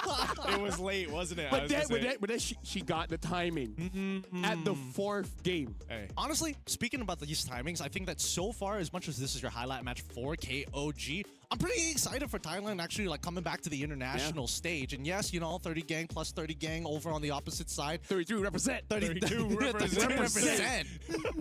It's just, I think that KOG is coming in more of the favorites despite their region re-entering the scene once more compared to the Nah, Mongols who've tried multiple times. They're very strong, man. They are. I think a KOG lot of very people were strong. excited when they first announced MSL Thailand, and then they had their first event, first season, MSL, yeah. MSL, and then I think also with this, just in general, like they've always been very strong in competitive games, and I think if you go back, what is that, 9? That's like 9 years since we saw one of the winners from Thailand for the first MSC. Oh my god. Yeah, we're that old, man. Here's in 2017, now it's 2026. Yes. It's almost a decade, my Almost guy. a decade. That's why when you said maybe by 40, like it will still be here. Maybe another 10 years, LaFell, you got it. I hope But if it goes either way, you know, live, die, I accepted it. Yeah. It's fair. It's a fair argument to have, especially when like you have veterans trying to kind of garner this newer generation of Thai superstars coming out from the MSL Thailand. And I think that, you know, 33 has always been a natural leader. And I think most people don't tend to, they miss that fact. He is an incredible teacher. I mean, like, here's the thing. Experience teaches you a lot. Like, for example, don't stand a straight line against a Moskov. Maybe 33 can let them know. It's like, maybe one of you is to the left, the other one is to the right. I wonder. Now I'm thinking about it, I'm like, I wonder if he's like, back in my day, we didn't have these mechanics, Bro. Like the old MLB when first MLBB was released. Hey, back in my day, Lorita can block turret shots. Back in my day, the only counterplay to Harith was Lunox. Yeah. Back in my day, We had no Turtle junglers. wasn't there. That's so true. Oh my god. I think, by the way, we all stick with the back of my day because we all started playing at the same time. We Yeah. did. And I think that We're it's oldie but goodie. It's oldie but goodie, but at the same time, it really just goes to show that like people can get into this game and not have like a lot of experience, not only in MOBAs, but just like the in-depth side of the game and still perform well. That's actually a thing, though, because I think what he stands for, because there's always a lot of talk in competitive play, like, oh, older players will fall off. Yeah, the or, like, mechanics isn't there. Yeah, they can't keep up with, you know, the median age of our players out there. But I think this is something to be said. Like, yeah, it can happen. I mean, they're a very strong team. 33 is a strong player himself. And we gotta give shout outs to Mundan. They create a lot of heroes that you don't have to be good with your fingers. Like CC, you press your first ability and then you walk. High loss, you press your second ability That's true.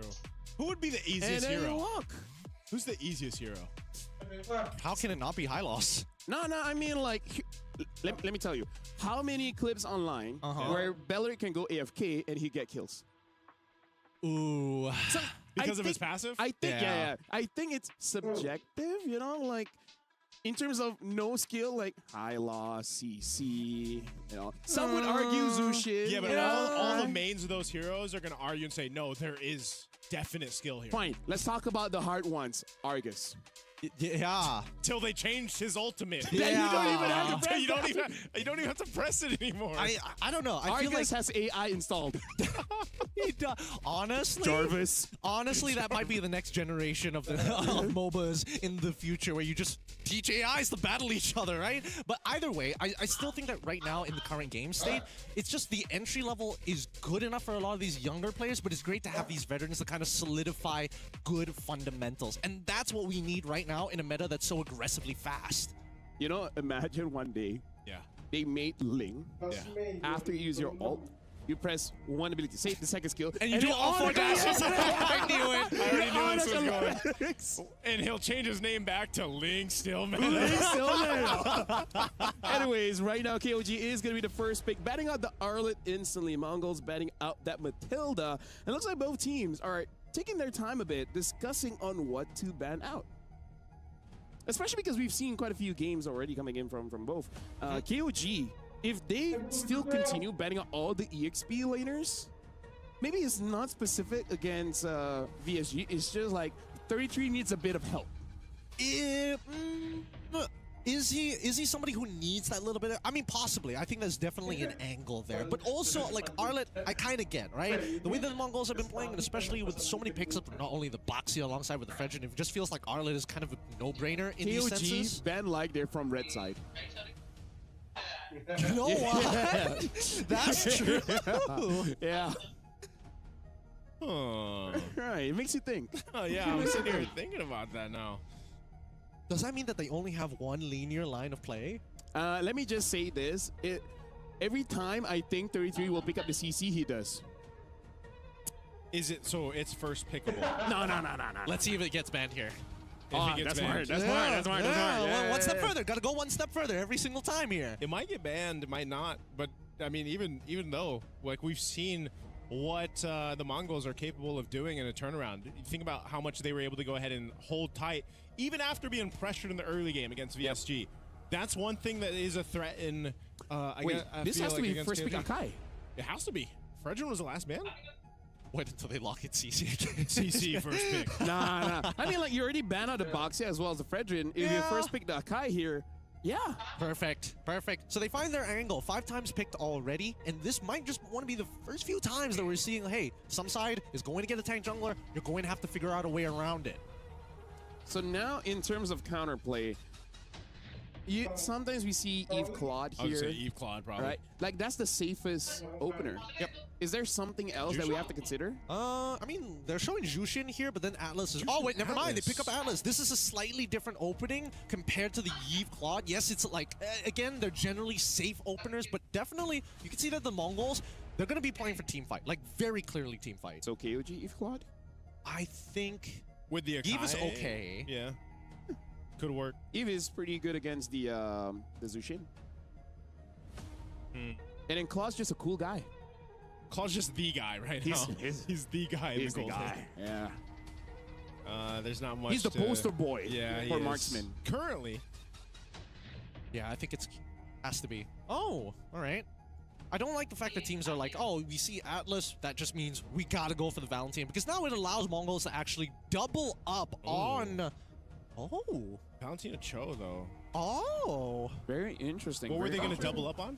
I thought they were just going to double up on like on just bigger and badder alts every single time, right? Just overload Valentina every single time she tries to make an attempt with the Fatal Links. Yeah, I think it's just one of those cases, like you said, though. Once that you see that Atlas, some teams are just like, you know what, we'd like the Fatal Links too. Not a bad idea. It's kind of cool alt, you know?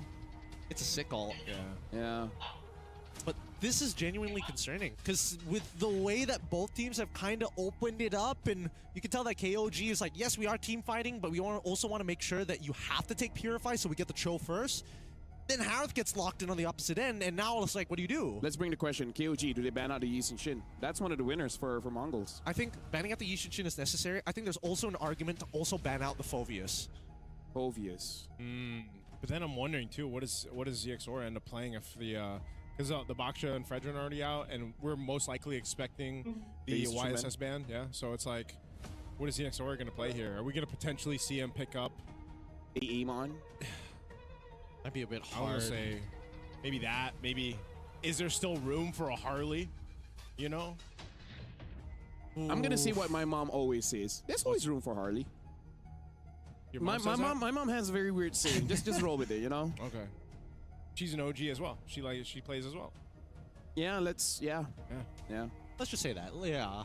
I don't know. I don't know. This is one of the weirder drafts I've seen. We see the Claude. We also see Yuzong also getting banned out here. More focused towards the EXP. Finally, the Phoveus gets banned out here. Yeah, Phoveus narrowing down some of the XP options still. I mean, Could it ban Lapu? this is a lot. Yeah, if you think about the amount of XP bans going out, Yeah. left open, what They are we gonna love see the 33s. XPs? I'm thinking Lapu. I could see a world where they want to get rid of either a Terizla or an Alice. Yeah, I can see Yeah. that as well. But especially against like the Harith, it's already difficult to catch him when you already force him to go for the Purify. Now you Yeah. just need another way to like get it out of him somehow.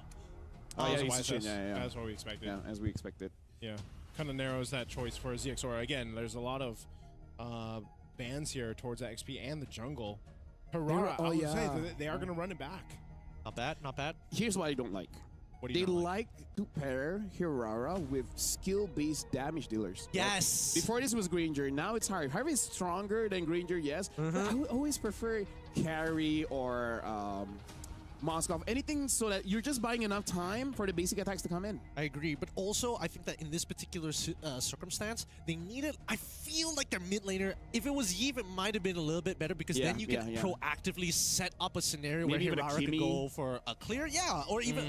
I don't know so much about the Kimi. The Kimi has to take Purify in these cases. Right, so now for KOG, what are they looking out for? KOG Is it picking up- CCable? It still might be. I mean, think about the XP bans that are out. Oh, the Sora's still there. Sora and the Moskov. This is so strange. This is really, really strange. The pattern was very odd. Yeah, they're like, okay, I feel like they already had an idea of what the composition already was, and they didn't have to adjust too much on the fly because they just really just doubled down. Hey, EXP laners, that's 4 out of the way, and then we also get rid of the Yishin shit. It's pretty wild. It's pretty wild. And they go blind Sora. All right, last pick here too for the Mongols. Probably Lapu. Oh, Alice, even better. Yeah. Because I really feel like their composition would not do well against a diving tank. But with that being said, I am interested to see how Mongols is going to make this draft work. I have my doubts. So I want to see how it actually plays out. So now, Nice as well as Gideon. I don't want to give any kind of thoughts. I'm just going to give it over to you guys and all the best. Wait, is that too much? Hey, thank you. Thank you.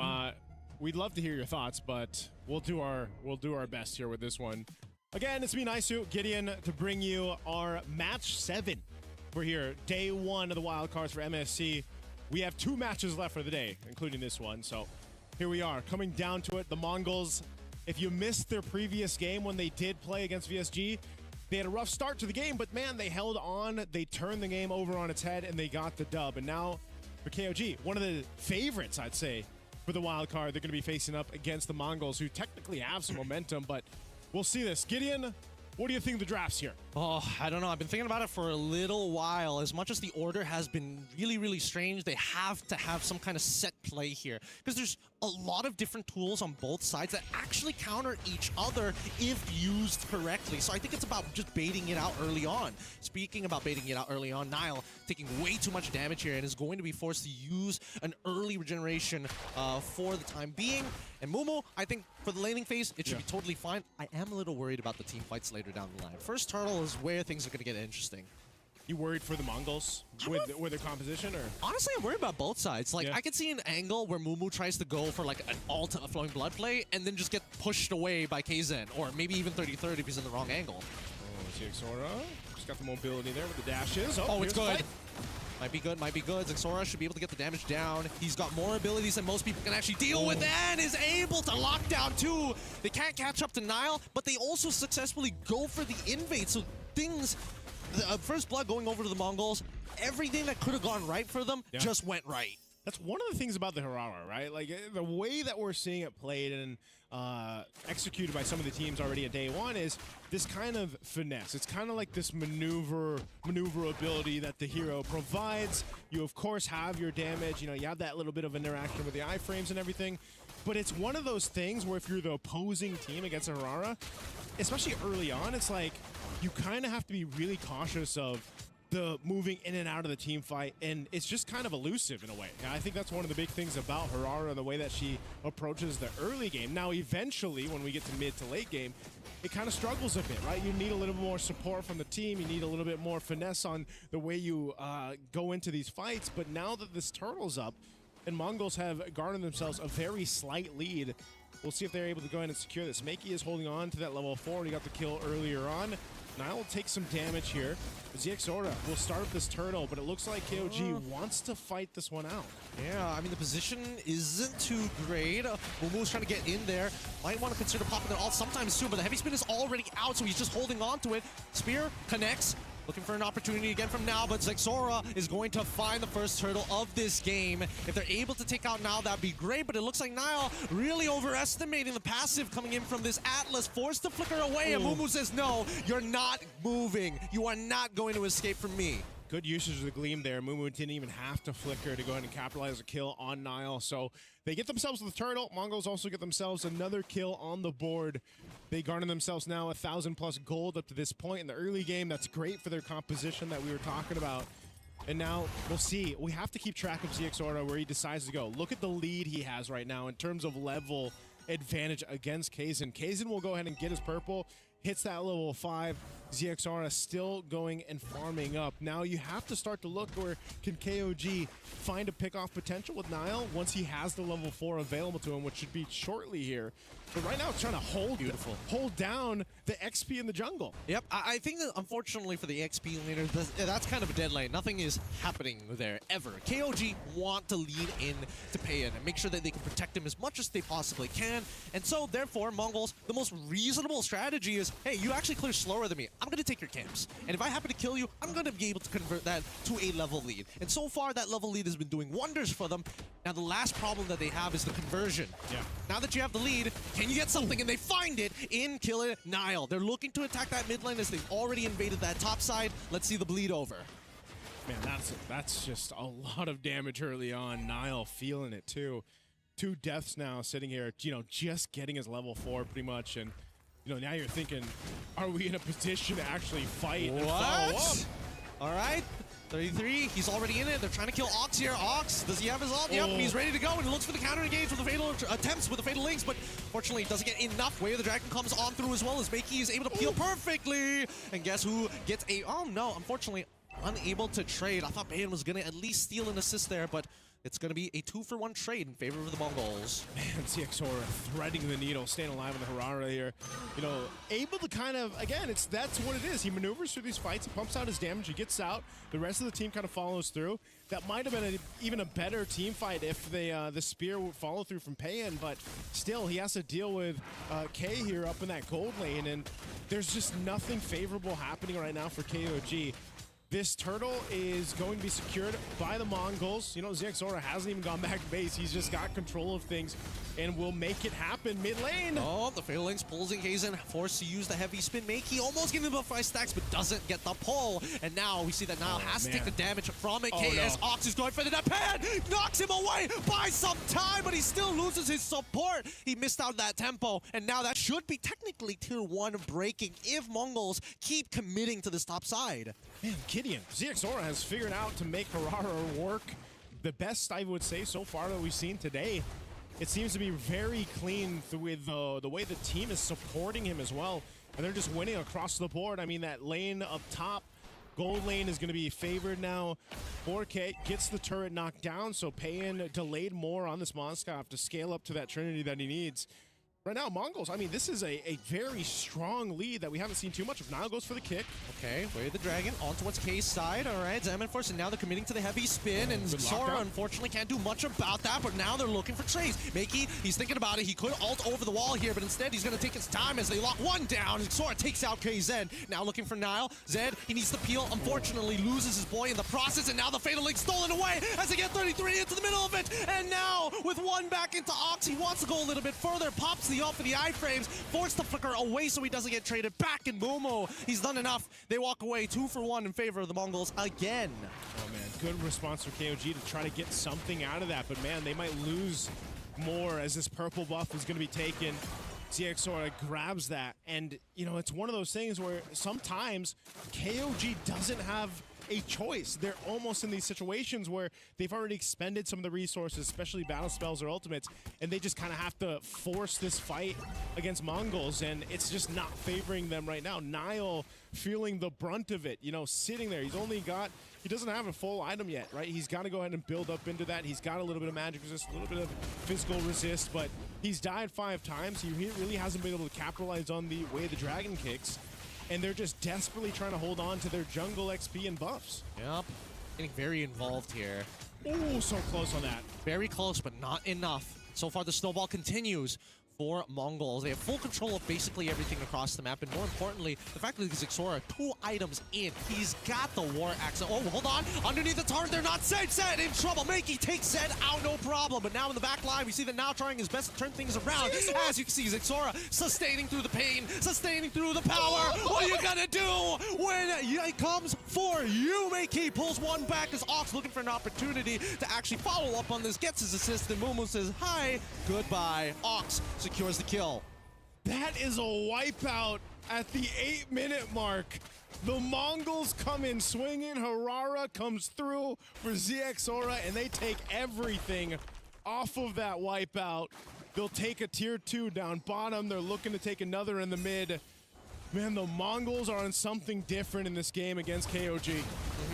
Right now, unfortunately, the backliners are a little too weak to deal with the raw snowball damage coming in from Zixora, especially when he's got stacks from the War Axe. In the meantime, at least K, he's having the time of his life. He's only died once. He's got 5 assists. He would have liked to turn those 5 assists into 5 kills, but hey, you only get so much. And I don't know, being able to fight. Oh, man, look at Zed. Oh!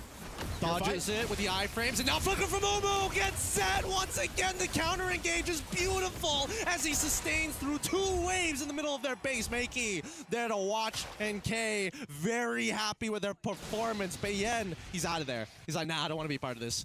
The finale. Oh, and into the base they go. 33rd. 33 will go down. ZXOra's godlike. Give him a double. Oh my goodness, he's 8-0-8. This man, he's making some hard beats here against KOG. He's gonna go again. Yep, he's gonna find Zed. Unfortunately, Zed able to dodge out of that now. Where the dragon? Unfortunately, Zixora using the iframes just a little too soon. They've had enough. They're done. They're like, we're sick of it. You only have 4 abilities. I'm sure we can make a hard read on one of them. Oh man, they've had enough. Now they're gonna be looking for more here. Pushing. They're trying. They're absolutely trying here, but K now terrified. Ooh, has to use the Purify to get on out of there. Can't get the angle, and K Zen. Beautiful heavy spin, covering the perfect angles.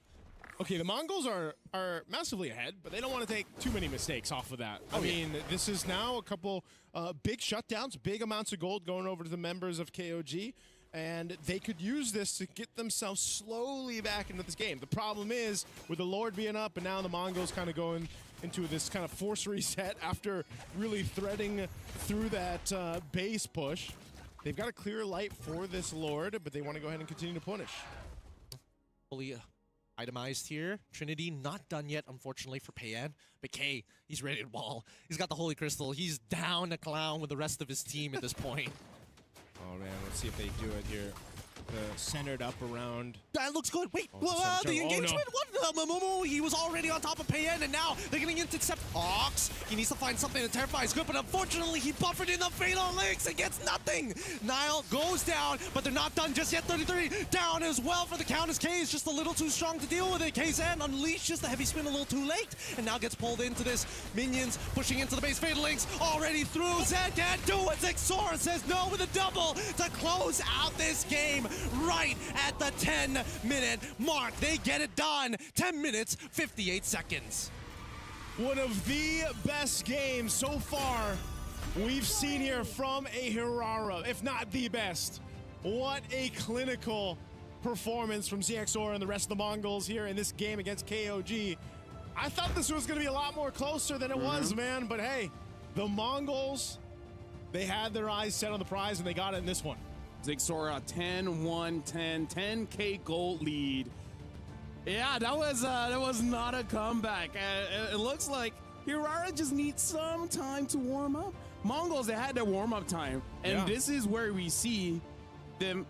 I wouldn't say peak, but this is the form that they wanted to show in the start of the day. I'm so happy for Zixora because coming into this Hirara game, if he didn't dodge those abilities, he would have been in a lot of trouble. So much trouble, as a matter of fact. A whole lot of trouble, man. Yeah, we got to talk about how in this game, it does look like KOG, they were uncomfortable. They were like, I don't want to say autopiloting. It's like, wait, what do we do again? It's like everyone's just a little bit lost. I think you got to remember too, in those team fights, I know we'll see the highlights there in a bit. Dude, they were fighting them between Tier 1, Tier 2, and ZXOR was between Tier 2 and Tier 3. No, that's why I kind of feel like having 2 CC heroes in mid, just to give Hirara the time and space to deal damage, because level 2 having 4 skills, you eventually have enough to kill someone. Yeah, no, it was pretty crazy because, again, it's like you're comparing base damages to accessibility of skills. 4 skills compared to like the 50% extra base damage you see from people like KZen in the early stages of the game. But then you start to recognize that when you start adding people like Makey, who makes it a lot more difficult and throws in more disruptions in your CC combo, it becomes a lot harder to execute. Yeah, looking at this too, it's just, they knew the game plan from start to finish. The Mongols were all over the map. They were able to go ahead and really punish Nile. And this is one of those games where it's like, this is what I was saying when we saw the Cho picked up earlier on. It was like, Cho usually struggles, right? It's really difficult for teams to make it work in the current meta. This was one of those examples. A lot of these fights happened in between these turrets. The Mongols could choose to fight wherever they wanted to. And so when you don't have when you don't have the space that you want to work with your team composition, because one of the biggest threats is ZXora, but then on top of that you have Ox on the Atlas, the Fatal Links are there. There's so much. And then when you're thinking about, oh, we've handled them, here comes Mumu with the Gleam, with the Alice, able to go ahead and even put more pressure. So this is just, again, a showcase of the entire game. And, I mean, they're in the base, taking out bodies. I mean, well, what can I say? What can I say? Most people are a little uncomfortable dealing with Hirara. Like, it's hard to tell how far she can gap close, if I'm being perfectly honest with you. But also, that iframe, it's similar like to Lancelot, right? With Thorn Rose. Yes, it does damage, but it's always shocking when you see the iframe happen, and guess what? They're still max HP, and you're trying to figure out what happened there. Yeah. I don't know, man. It's just, you know, at least they're up in spirits here. KOG knows that, hey, we messed up. We got to go next. No, maybe they're like, hey, maybe we could use her on. That was fun. Because here's the thing. I feel like everyone is right and wrong at the same time. Yeah. You know, like for example, people say not enough damage. I kind of feel like that is correct. And people say like she has to play early game. That's also correct, but also kind of wrong. Because if we really break down the game, ZXora tries to play the Hirara in the early game, but he never forces things out, right? He tries to get a safe trade and then nothing more than that. He doesn't like, okay, I got one, I'm going to go in again, I'm going to go in again. No, there's a finesse. Like I said, there's a finesse, and I feel like it's not as simple level 2 go in. There are, you know, different timings. Level 2, you do this. Level 6, you do this. Like, you need to micro-plan the game before the game starts. I totally get you. Because here, where we see the early game where they initially invade as the mid-trio, at level 2, you see that, hey, Akai suddenly hits level 3. At that point, most junglers would say, we need to back out. They actually decide to go back in further because they want to take advantage of not only the Hirara, but also the fact that they got the Zushin. Hey, I can go iframes, but I can also lock people down. So they just need to chain CC again and again and again. And then just keep bringing them back, you know? Using that flare, bringing them back to secure the kills for ZXora. Reel him in. Back. Just reel him in. Pulling it out every single time. It's nice because there's an Atlas there as well. And he's like a... Well, he's not... What'd you call him? Is it a armored or an armored guy? Calamari. Let's talk... Well, then he'd be fried. He would be fried, though, if he was calamari. I mean, well, he's not fried, brother. Yeah, well, he's frying. Hey, here's the thing. I'm looking at her, and it looks like she is with Mongols. So let's throw it over to her to see like what they have to say after that win. The resilience of the Mongols here come through once again. And congratulations, ZXora. He said thank you. Oh, you want to talk in the mic? There you go. Thank you. Okay. So we want to talk to you about that victory because after your loss against FUT, you finally got back-to-back wins. How did you reset after that first loss? Дараас нь яаж recover хийчих. Уусаа нэг олжсон ч гэсэн группээс хасдаг болохоор тэгээд. Yeah, so he says the 4 teams are advancing out of 5, so only one loss shouldn't mean that big of a shouldn't be that big of a deal. Shouldn't be that big of an issue. Deal. Yeah. Okay. So we have that mentality. Where did that mentality come from? Maybe confidence, because we have good confidence in this wild card. Okay, they have good confidence in this wild card. Now, who usually upbrings the team? Is it you? Do you usually motivate the rest of your team, or is there someone else behind the scenes? Maybe it's Coach Summer?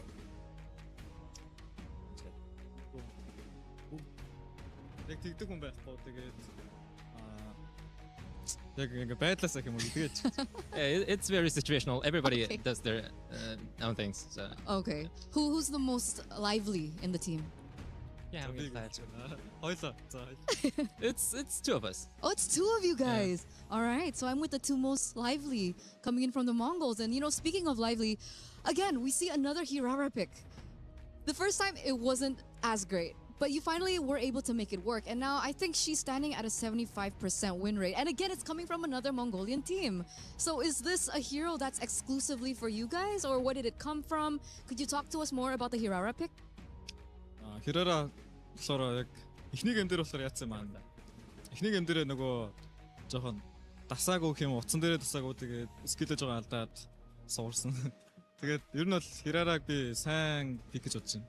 Okay, so he says the very first game that we lost, we were adapting to our phones to the hero itself. So we were adapting. That's why we lost. But we still think Hirara is a very strong pick. Okay, so we have a little bit of a mixed opinion here. I think some players think that Hirara is only strong in ranked. Do you agree with that, or like, nah, she is strong? No, I don't agree with that. Okay. She's strong. She is strong. Okay. So maybe do you have any tips to play the Hirara? You know, maybe for the rank public out there? You need to save your passive skill and just kite the enemy. kite them. Yeah. Okay. Kiting, and you need to save their passive. Is that right? Okay. So once again, congratulations with that victory. Do you have anything else you wanna, share to the audience maybe? Thank you for supporting us. Yeah, we will make it to main stage. Yeah, thank you. Okay, and we're waiting for you guys to make it to the main stage. Once again, congratulations, because we're going to throw it over back to our casters because we do still have one more best of one. Thank you very much, Eterna, as well as Exora and Summer. Another tip, kind of a small thing, if you want to play Hirara, you can go to the settings and actually make the first skill and second skill bigger and closer, so that it's less time for you to this. Yeah. I bought the hero. I tried her and I said no, it's not for me. I'm just not good with two abilities. Man. I don't understand this. This is the dedicated show player, and he's just like, 2 buttons. That's too much for me. Too much for me. Try a Hirara roam. You know what? I haven't Honestly, tried that. That doesn't sound like a half bad idea. Because it is an actual thing happening, and people are getting success. I should try it. Speaking of success, congratulations to Mongols for winning that one. We're going for a break. After this is going to be the final best of one here in the Welcomes for day one. Tomorrow we do have more 8 games, but for now, going to a break. We'll see you guys after the break.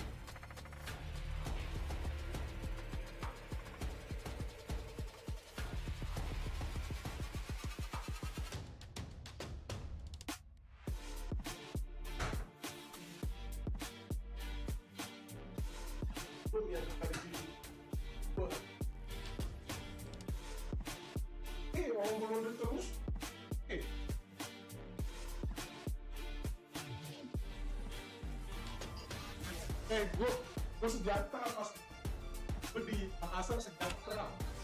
Hah?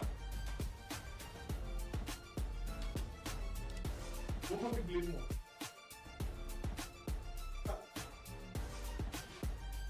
Hah? Itu kondisi berjalan.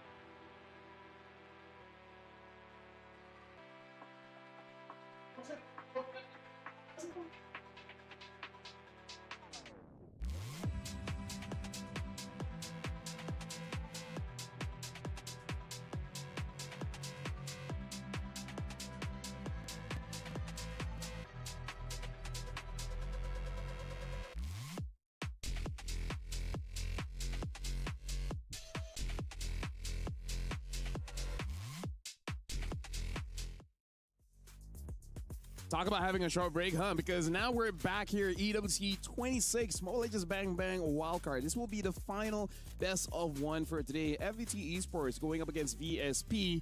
Hopefully they recovered from the unfortunate loss we had earlier. My name is Fel. Alongside me is Gideon as well as Naisu. And I hope no football gets over to my face. Hey, don't worry, it's not going to connect. But so far, based on what we've seen in today's games, I don't know. Some people come in with a bicycle kick and take the game out from under people's feet. I had to take a look at what you're talking about with the football, man. Yep. Hey, I used to be a football player. I used to call it soccer, too. Yeah. I don't anymore.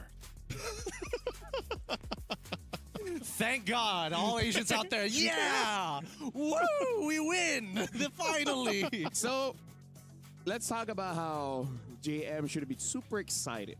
Just because he sees an opportunity. You know, he's a good player. But again, a motto that we live by, just because you can doesn't mean you should.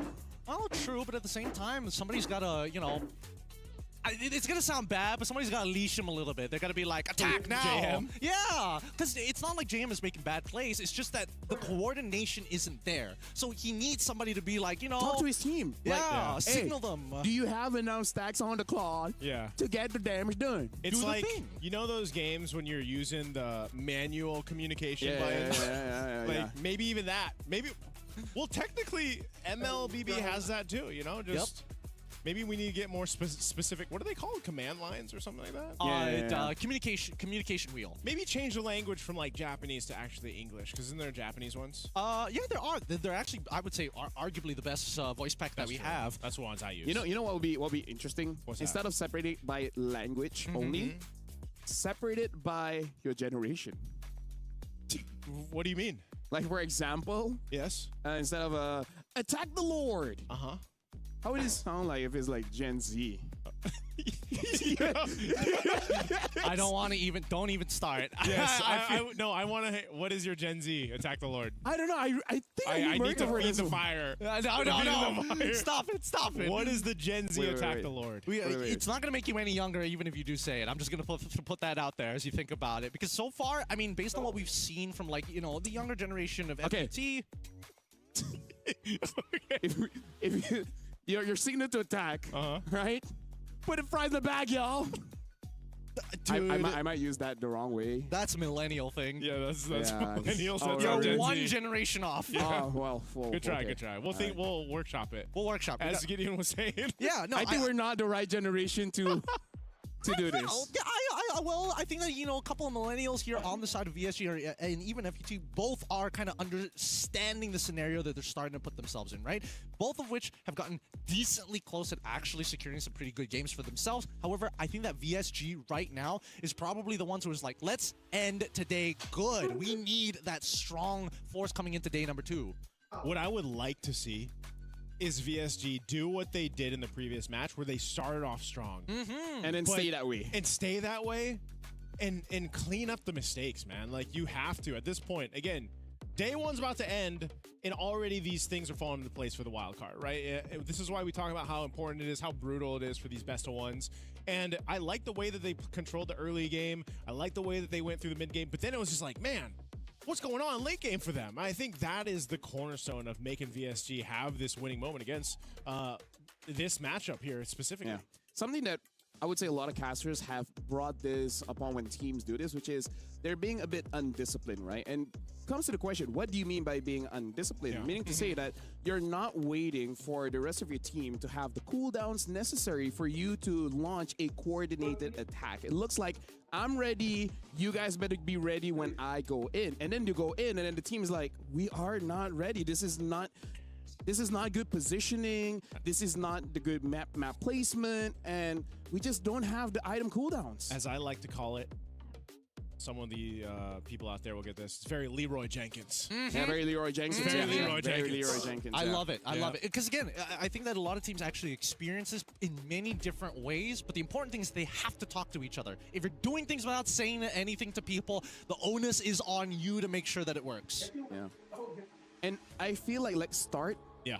with lore dances, right? Like, Yes, please, dear right? God. Like try to establish a simple game plan. Like, do we want to bait things out first? Do we want to pick off someone first? Does Do that we- work for the Turtles though too? Like early on, or you?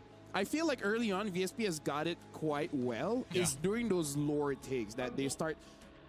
This might sound harsh, but maybe they underestimate their opponents. You know what's kind of weird is so far, you don't see too many fights for the turtle. It's Yeah. like something happened before where a team clearly has the clear take on the turtle. It is more so of the Lords right now, at least. Because I think, again, as we get through the wild cards, as we eventually get to the main stage, the meta and the way that it develops and the way that specific teams handle the current meta, I think is really the highlight of these international tournaments. Seeing how they take their playstyles from all the regionals that we watch, all the qualifiers, to what's eventually showcased to us on the international stage is what is so fun to watch. I think not even just as casters, but also the viewers out there, they like to see the different playstyles. It's like a different personality pretty much showcased each time. I And agree. then we go to the main stage where everyone just does the same thing. Yeah. yeah, it all comes Yeah. back. Okay, This is why wildcard and MWI is so fun. Yeah, Because it's what we want. It's what we want. Exactly, exactly. And again, this really comes down to the simple elements of high-level gameplay, right? You gotta have the micro.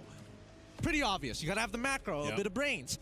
But the most important thing that most people don't realize is your attention. Attention and the visuals that you have on the map. If somebody's able to pull your attention for even 0.5 seconds, Yeah. that means, hey, you're not looking at your own character when it gets one shot in that exact same amount of time. Wait. That's what they need to play with. Is this Fredrin? Because It's probably. Baxia Akai ban. There's gotta be. Like, I think that, honestly, out of both of these jungles, Fredrin is the most manageable only because there's very clear counter picks in the gold lane. Like Gordon stuff as well. Gord Yeah. as well, yeah, carry an obvious one in these cases. Yeah, again, too, you can see that Jushin was banned out. Psyche getting the first Savage of Wildcard in the first match today, if you guys had missed that one. And, you know, that was, again, Foot Esports they have the potential to go ahead and win this game based on the draft they pick up, based on the way that they've played and showcased that. And so, again, even for VSG, we talked about the struggles that they've had and the adjustments that they need. But Foot Esports, a team that has showcased a lot of strengths as well. They'll pick up a strong pick in itself. The Matilda, first pick priority. This is interesting. It's not a bad idea. It's just that you got to make sure you pair it with the right jungler, right? If they're open to use something like, I don't know, a Balman, a Barats, you know, stuff like that, hey, maybe it can work. I don't think it's a bad idea, but at the same time, I feel like this could be a potential bait, right? Because I think that FUT doesn't mind giving over VSG all the big tanks, right? Because I know Kazue, for a fact, is a dedicated assassin player. It's just he has to adapt to the meta. And look at his VSG pick up the Paquito where the Freya is open as well. I wonder if they want to double down, pick up Freya as well as Paquito. That's not a bad idea. Yeah, or, you know, try to fight it and let Freya go. Actually, now that I think about it, maybe not necessary. Because again, you're already having to deal with a Matilda. There's no guaranteed way to keep people in that fight yet. So unless they pair it up with like, yeah, well, in this case, going to be Gord, I would have liked the Yeve, but at the same time, it's a give and take. This is interesting, too, that they decided to actually pick up the Gord this early on. I mean, I get the Paquito, but they could have probably waited on the Gord a bit here. Maybe they also just didn't want to go in the hands of Saiki. So this was the response. You threw it out earlier, you know, the Fredrin, that's going to be the pick. This is something that we saw so much of before in previous internationals and even the meta, right? The Fredrin paired up with a Matilda, you get so much mobility.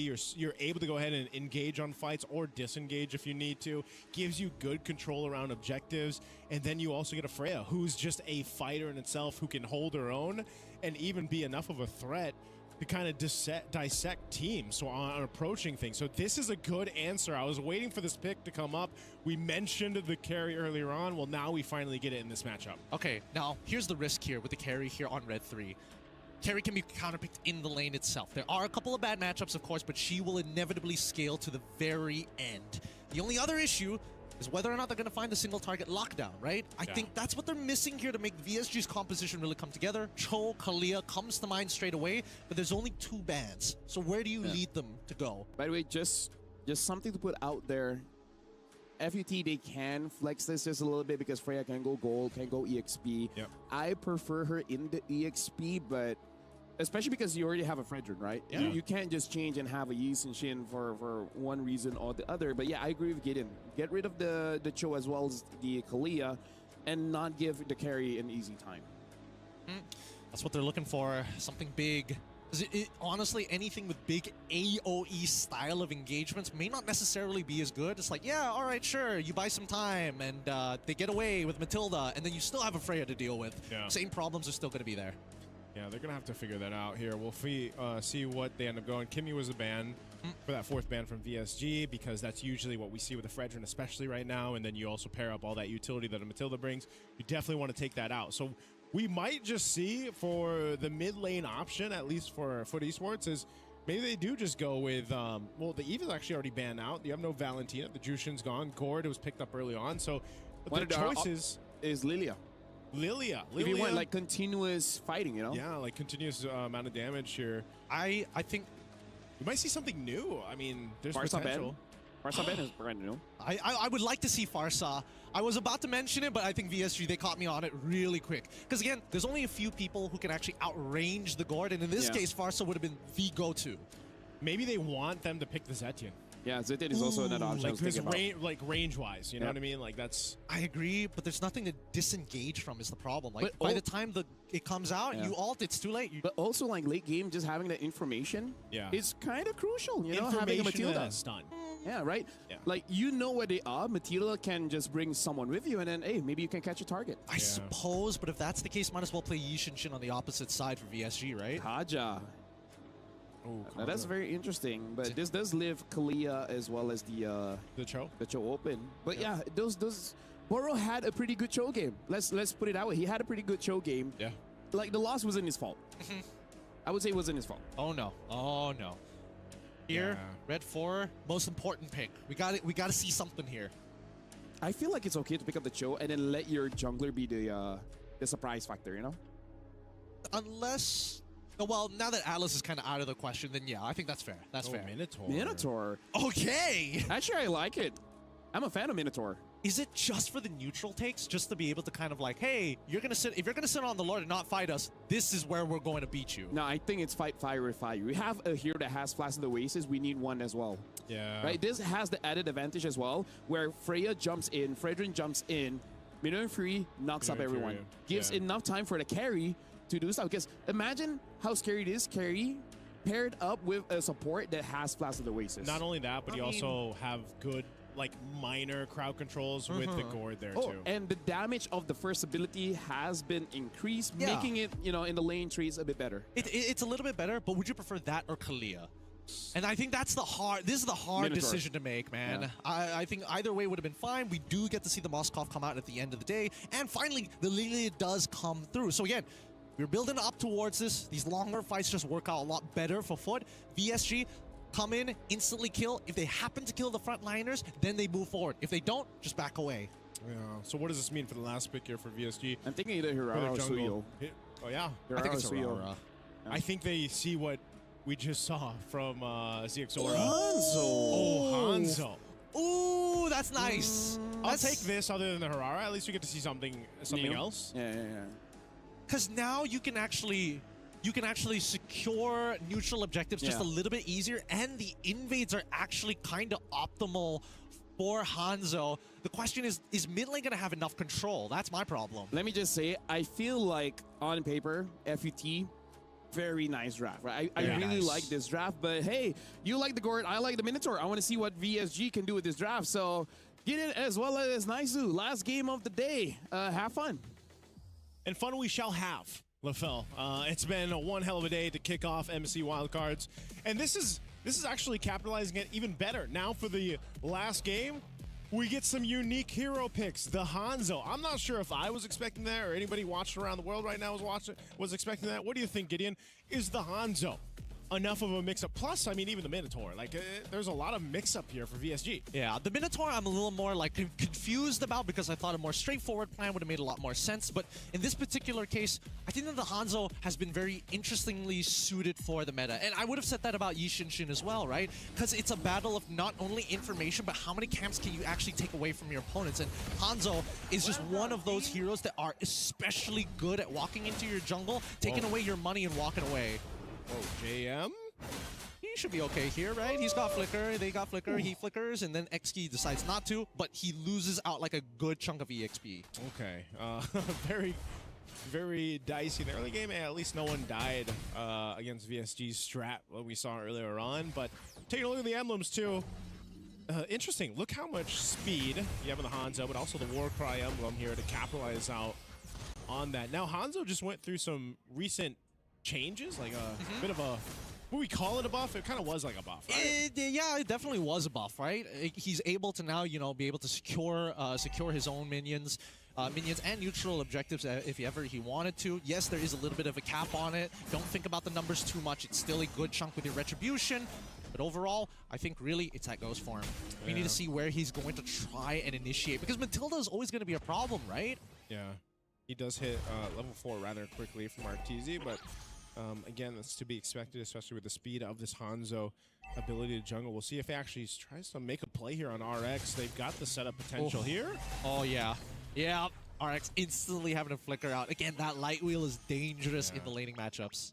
Okay, meanwhile, might be some potential pressure by Foot Esports up top. Kazue is just going to go ahead and start the turtle. They've got a clear start for it. It looks like VSG will just give up the first turtle of the game as they look to try to capitalize down bot, but this is spotted out as well, so I don't think VSG is going to be able to convert anything down there. Yeah, good choice coming in from VSG. Unfortunately, didn't find the interception, and I think that's the important part. And look at this response coming in from Foot. One man on each of the side camps, stealing away resources and taking the wave at the same time. Oh, and they're going to be around the buff too. Oh, they take it away, I think. He gets on out of there. Oh, look, at least Marteezy was able to get his own buff here. A retribution trade, but still, you can tell that FUT is clearly in the driver's seat. And they are just taking control of his side of the map inside his jungle. So slowing Marteezy down a little bit. He's going to go ahead and rely on the rest of the team to go ahead and secure what he needs to. Boro still working up to that level 4. You can see, you know, Blotz, he's already got the level 4 in the Matilda. So they've got pretty good control, I would say, in terms of early XP, early advantage, and even that objective. So what I want to know is, like we saw from previous Turtle, VSG gave it up. They wanted to try to make a play, it didn't happen. Oh man, they tried to throw everything. Man, very close, very close. XE trying his best to try and capitalize on it, but really not finding too much on it. I am worried that he does have Vengeance here, but Carvey. Well, let's see the dive. Okay, flickers a little early on. Circling Eagle gets him. Again, Blotz still taking these big kills when honestly they should be passing it over to the people who need them, like RX specifically. Is it just the Wisp, or like it just happens, you know? You can't control the Wisp, man. Yeah, it just happens. Now XE getting, wow, that was a surprising amount of damage coming out from Marteezy here just to try to set this up for Lord JM, but he gets canceled out. Well played, XE. Oh my God, he cancels out the jab. Oh man, what is a boxer and a ghost ninja to a Valkyrie, man? Whatever Hanzo is, what are you, a ghost ninja? He's Ghost Ninja. I think that's the best way to, that's probably the best way to figure it out. But now circling Eagle into the energy eruption, instantly taking Carvey down. That's how you do the dive. Oh man, right now Foot Esports just playing together as a team across the map. Great, just great mechanics from Exy. Again, I gotta say, you know, the ability to stay alive in those situations are great for the team as a whole, because Kazue is gonna go ahead and be able to secure this turtle. Second one now for Foot Esports. They have control throughout the early, now up to this portion of the game. Massive items being picked up, by the way, for them here. Flask of the Oasis for Blossfett. You know, LaFell was mentioning, like, how exactly was VSG actually going to get the information, considering that, like, you know, you walk up and then all of a sudden you got 4 people collapsing on you. People like Boro, for an example, he can't afford to lose that all. He's that much of a game changer. Yeah. I think they're just using Marquise. They're like, send in the ghost! Ghostbusters! Figure out who's in the bush! Who are you gonna call? You know, anyone. Basically, on the turret. Okay, another attempt at a dive, but this time Lord JM trying his absolute best. The knockout strike is good, but unfortunately only connects onto 1. As you can see, Kazue intercepting the reinforcements before getting into the lane. Nicely done. Yeah, nicely done. Right now, Foot Esports is just putting on a show of team gameplay. This is why we talked about their combination of heroes, their composition, how good it is across the board. Look at this. Look, this is learning about power positions in the game. It's a 2.7k, and now they're looking for the tier 1. And Hanzo, unfortunately, Ghost Boy can't do much here as the gush comes through. JM, he can't find an angle to push them back into the gush because he doesn't have his flicker, which came out right now. Yeah, that's unfortunate. Again, Foot Esports, with the advantage that they have, they're able to take down tier 1 even under the Mystic Gush. And you can see across the board the goal difference that is built up here. Martese just slightly ahead because he's a Hanzo versus a Fredrin. That's really nothing to talk about there. And it's just you see even Boro on the Minotaur. I'm glad to see the Minotaur come through. But against the Matilda, the amount of value that a Matilda brings to a composition just outweighs, it outscales what a Minotaur can do, at least for now. Maybe if they get to a late game, there's potential for Boro to make a big play, but it's just too much. You almost have too much mobility around these centerpieces, around these team fights, that VSG is left standing, and they don't really know what to do against it. Yeah, and that's why I kind of disagreed initially with the Minotaur pick. I think I would have liked Kalia a lot better because, again, it's like a util base. You're able to help out your main win condition anyways. But now, let's see how this plays out, because so far, Foot has been walking into enemy territory and planting that flag saying, this is ours, thank you very much. Yeah, this is, right now for VSG, Foot Esports, it's like the people you can't get out of your house, man. You know, you're ready for bed.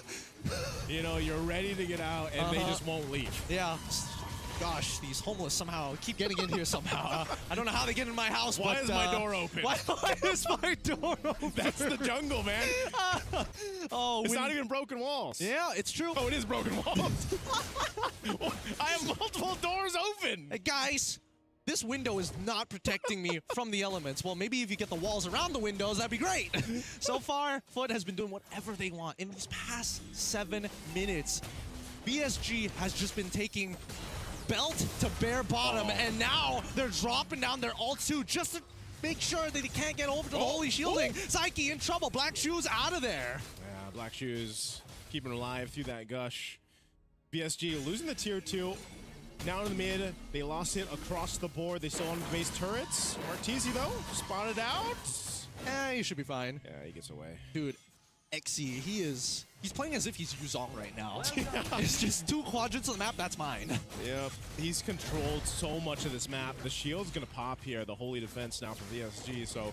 And, you know, you still got 30 seconds for this Lord to come up, and I feel like Foot Esports is like, yeah, we can get these shields. We might as well get them down before we go for this Lord here. You know, surprisingly that it's been 8 minutes. Whoa, excellent. Whoa, okay. Does he die here? Does he turn into a 4? Oh, nope, still 3-0. It is a... Oh, wait. Yeah. This is the moment. I mean, he's got Vengeance. He's going to pop it soon. But again, the damage here... Oh! Oh, my goodness. He needed to wait just a little bit longer. If the Vengeance timed out, I think he would have gotten the kill there. Dude, at this point, VSG needs like a God of War to go against this Valkyrie because it's just too much. Lord is up. Oh, JM. Good flicker coming in from RX. Good respect. JM tried to go for the assassination, doesn't find it. On top of Psyche, but again, Martese, like nobody can give him the space to auto-attack except for Boro. Yeah, Lord easily going to go over the hands of Foot Esports. They've controlled this game up to this point throughout it all. VSG scrambling across the map to see what they can take. again, when you look at their composition, what they're capable of doing, let's think about the base defense here now for VSG, because that's where they're going to find themselves. You know, utilizing a Minotaur, plus you got the Gourd. There is potential there to stall out this game, stall out that push from Foot Esports, where you're allowed to give Carvey that time to build up. You're allowed to go ahead and shred through some of these members of Foot Esports. The problem about that is, where does JM come into this picture? I think even for the Paquito, you still have to start to think, is he actually going to be able to be enough of a threat, towards that backline? Who's he even go for? Because the problem, again, having Matilda, and this was picked up early on in the draft, it was priority. You have so much ways to get in and out of the fights, and that is a big obstacle that VSG has to overcome when they approach these, even on a base defense, because it's like you can expend so much, you can commit so much of your kit, your resources, but if it doesn't capitalize kills, then you're just left there, you know, footing around the base here against Foot Esports. I agree. I think right now, Lord JM, especially since now we're getting past like the mid game here, he does like good damage to Psyche. He forces out that Black Shoes early on, and now he has to play D, right? He's got to make sure to use that knock-up strike to peel for Carvey. And again, somebody's got to deal with that Lord now rather than later. Okay, they want this push down the mid. Kazue's just there with Lord.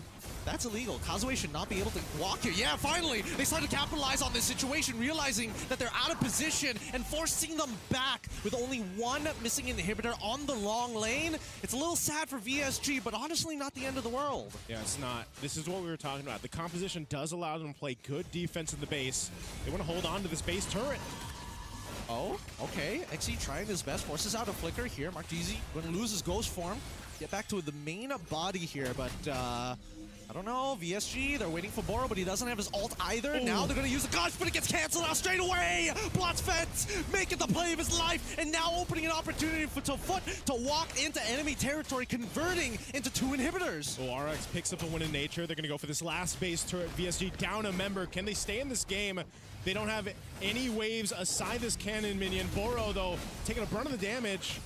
They want to stay and keep things intact. They've got a mid-wave push of these minions. They got to sell this. They got to force Boro to ult, and he's going to make an attempt. Boro, motivational shout, Martizian as well. Already oh, you going to the ghost form, but getting into Psyche. Somebody's not stopping him. Black Shoes gets him out of there. Praises Wrath already through as XE able to cover the right side. Lord JM needs to push these minions out of here with his knock-up strike. He gets it. Unfortunately, focuses on the heroes, and this should be it. FUT able to take the game 6-1. Foot Esports dominant throughout the game here for this one against VSG. VSG brought an interesting draft, a unique draft and unique heroes to this one, and it just did not work out. The Hanzo, the Minotaur, it's just a little bit too late to build up and scale up. And so for this one, Foot Esports, a clear comp that works, that we've seen work time and time. Even shades of old meta brought back here for this one, and it was executed perfectly for them. Yep.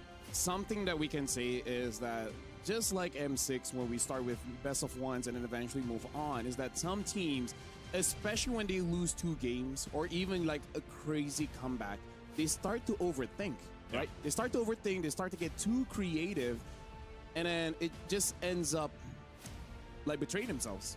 A little bit. I'm not going to lie, a little bit, but I also think that right now, the biggest thing we are seeing from a lot of these teams here at the wild card is the awareness of the jungle path. Sometimes there's a little bit of scrutiny. Oh, I don't want to completely clear my bottom side. Where are those camps? Why are they not being stolen? I feel there's still a lot of gold in EXP being wasted on the map. Yeah, that's why that jungle change, or that kind of option to change things up in your path, is so apparent from what we've seen even today. I mean, the way things kind of come into place early game is something that can be said. Even if you get something like the Hanzo, who usually has an advantage in terms of what you can take from camps, scaling up a little bit faster. You could see, because of they were so focused on allowing that to happen, Carvey's lane himself was just kind of taken care of. Carvey, think about it, he had 2 early deaths. XE is a big part of that. Again, the fact that he was able to go ahead and go 1v2 in a lot of scenarios and hold his own, put pressure in his lane, was a big part of why this all came together for Foot Esports. Plus, again, the Matilda, man, is so good. But here's the thing, again, this is my personal opinion, but this is one of those things where I will die on that hill, right? What? Which hill? Which is, I'd rather go up against a Paquito than a Freya. Like, I might lose against both. Yeah. But I will feel more upset because Freya's just in my face and there's nothing I can do about it. But Keto, like a real boxer, Yeah. he will hit you a few times, and then he'll float like a butterfly. You know, like chill for a bit, get his cooldowns. Fryer don't have no cooldowns. It's an illusion. Okay, I think that's a very fair argument here, right? It's And either she can you- take vengeance because she has dashes. Yeah, like an quote unquote infinite amount of dashes. But I get the idea. It's either you don't like being 100-0 or eventually slowly chipped away as you get Yeah. chased down to your base. Both As a sides are roamer, correct. I rarely get 100-0, so it's like, it's not my problem. It's fine. And considering how same. Blotsfeld played this game on Matilda, like, it's a pretty good time to be a roamer right now. You've got some big impact to this game. I would just say being a roamer right now, and it has been the case for maybe the past like year or so, has been rather better than it has been in the past, man.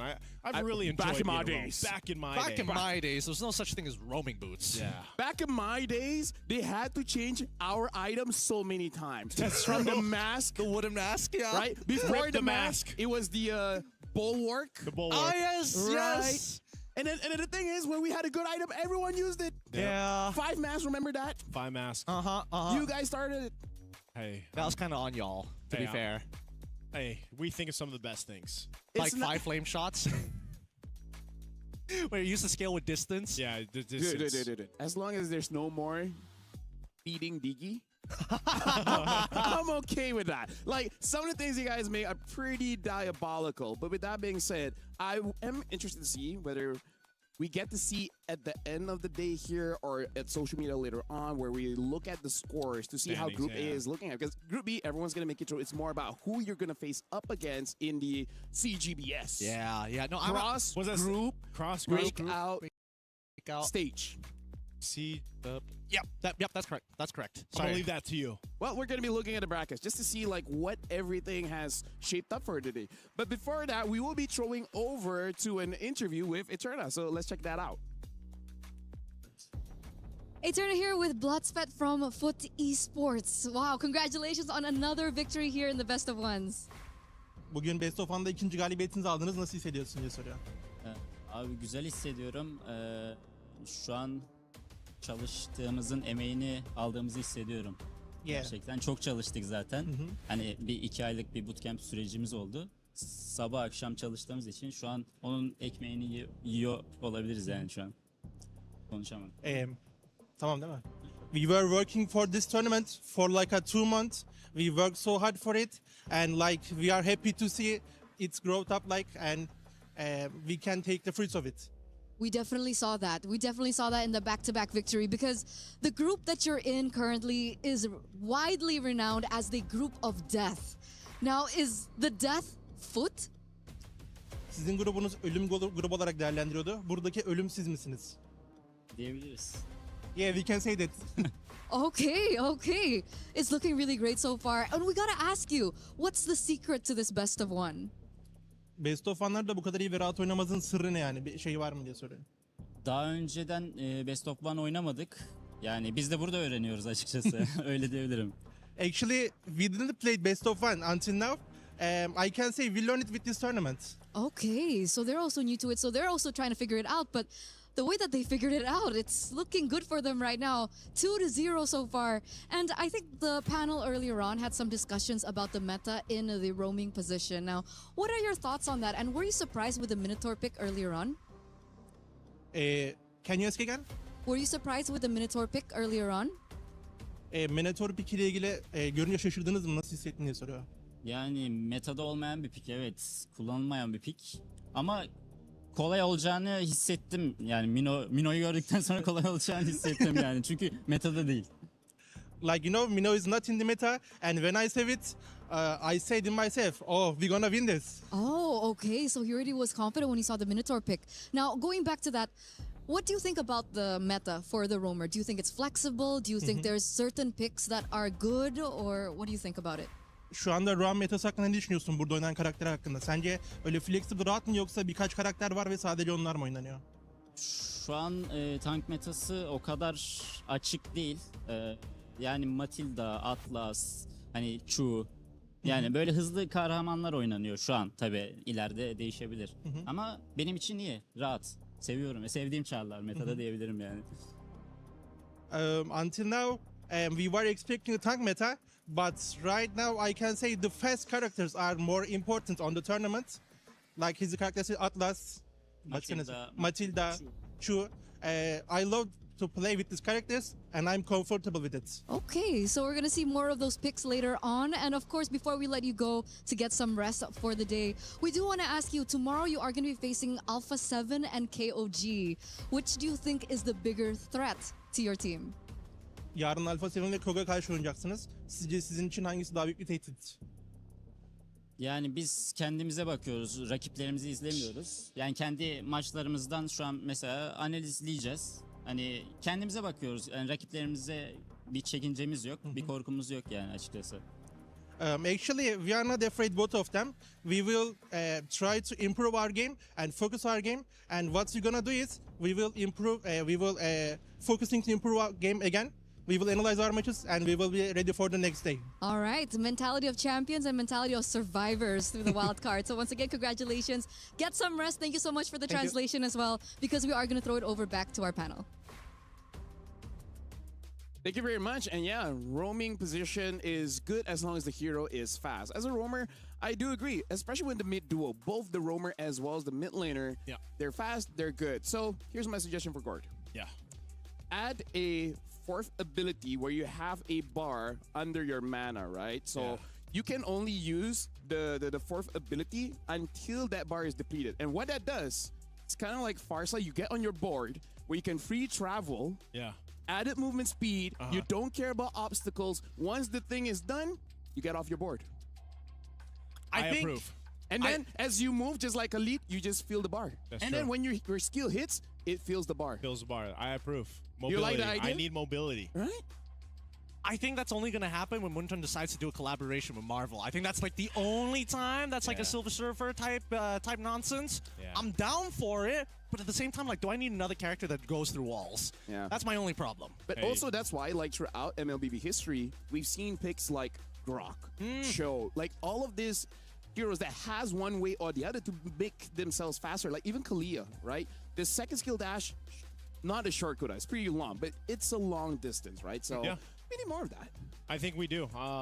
But I will say that I'm glad to see some of these unique hero picks come up. I hope we get to see more in day 2 and even once we get to inevitably the main stage of MSC, because, you know, the Hanzo didn't work. The Minotaur didn't work here, but I hope there's room for more unique heroes to come through this meta, because I think there is a lot of room for flexibility. When Eterna asked the question there, you know, I think we are in a good position, not just for the roam right now, but also just as a whole. There's a lot of this testing going on, I feel like, for a lot of the teams. I think it's more on the gold and jungle, a bit more restricted. Everyone else, there's still a bit more options, right? I don't know. I feel like mid lane is the only one that's like, all right, you got like 4 picks. That's it. You kind of can't do anything other than those 4. So I would like to see maybe just a little bit more in that position. But other than that, I think that right now, the meta is dangerous. Like really, really dangerous. I feel like we're one hidden pick away from actually opening a new can of worms. Who would it be? I feel like Hirara is one of them. Right? Because I feel like she demands her own type of draft. Personally for me, right? So Hirara is one. I think, unironically, Ruby might just be the pairing that Hirara needs. With her extra damage now. I mean, that was like a... I mean, that part is like a, oh, that's nice to have, you know? Just the crowd control that she gives. Exactly. Like, for the whole, you know, iframe movement to work even more. You have damage. You have a way to sustain naturally in the early stages of the game. You can control waves. There's basically no quote-unquote bad matchup for you because you don't lose the lane. You just sandbag it. That's true. Unfortunately, I feel like some cool heroes, we try to make a meta, it just won't happen. Picks like the Ling. You know? I feel like quite a lot of people were hoping for Alpha. But in the testing, it looks like his clear speed is slow to the point where going up against an Akai, a Fedrin, you know, they can steal your camps. Were you doing this pre-Mythic Glory? Yeah, because it changes for Mythic Glory. Oh, yeah. That comes into effect. That's so annoying, isn't it? I don't know. I don't know. It's been very frustrating to do homework because like now I actually have to like legit efficiently grind just so that I have access to the new changes. Like you can't speak for it unless you are Mythical Glory. Yeah. Exactly. Really frustrating. And it gets frustrating when it doesn't matter. Yeah. Right? It's like, these are all the changes. Let me just start. It's like, it doesn't matter. It doesn't matter. It doesn't matter. It doesn't help enough. It doesn't help enough. It is an Excel sheet. It's bad. It's so many of them where it's like I have a quality of calculator. life. You have a calculator? on my phone. It better be a Mobile Legends calculator. Hey, he's got a phone now too. You better watch out. I'm making the big bucks now. Well, we'll be looking at the schedule, right? We're going to see for tomorrow. We do have 8 best of ones, and we'll see who'll be playing for tomorrow. We're starting off with Mongols going up against Alpha 7. Alpha Alpha 7 7 hasn't played today, so they will be starting off tomorrow against Mongols. Mongols started both days, by the way, and then Sunset Ravens against Nightmare Esports. Also hasn't played today. King of Gamers Clouds, KOG, Alpha 7, and then Uns Esports against Nightmare. So we're immediately like, okay, you guys missed day 1. Yeah. So how about we wrap it up very quickly? Yeah. I mean, that's only the first set of games, right? We can look at the second set of games here, and it only gets worse. It's the same. Oh my goodness. They're gonna have to play so many Alpha 7. Poor guys. So many games to play in one day. Well, everything against Alpha 7, and then Nightmare Esports against Team Falcons Mena, BSG against Alpha 7, and KOG going up against FUT. I feel like he said Alpha 7 about almost 7 times. I think he said it about 4 times if we're being really picky. I'm just happy it's not Alpha 6, 7.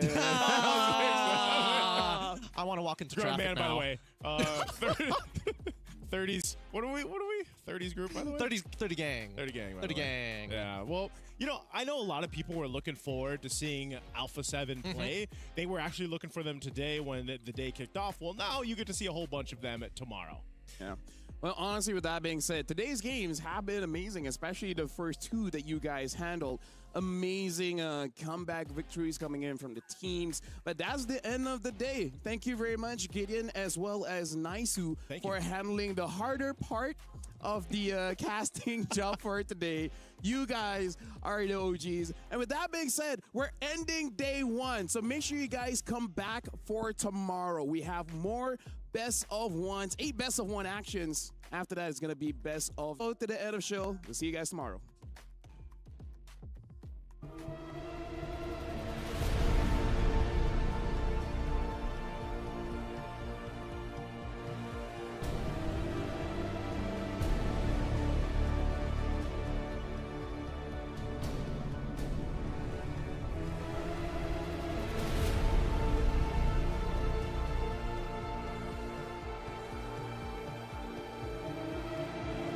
They stay in this game. They don't have any waves aside this cannon minion. Boro, though, taking a brunt of the damage. They want to stay and keep things intact. They've got a mid-wave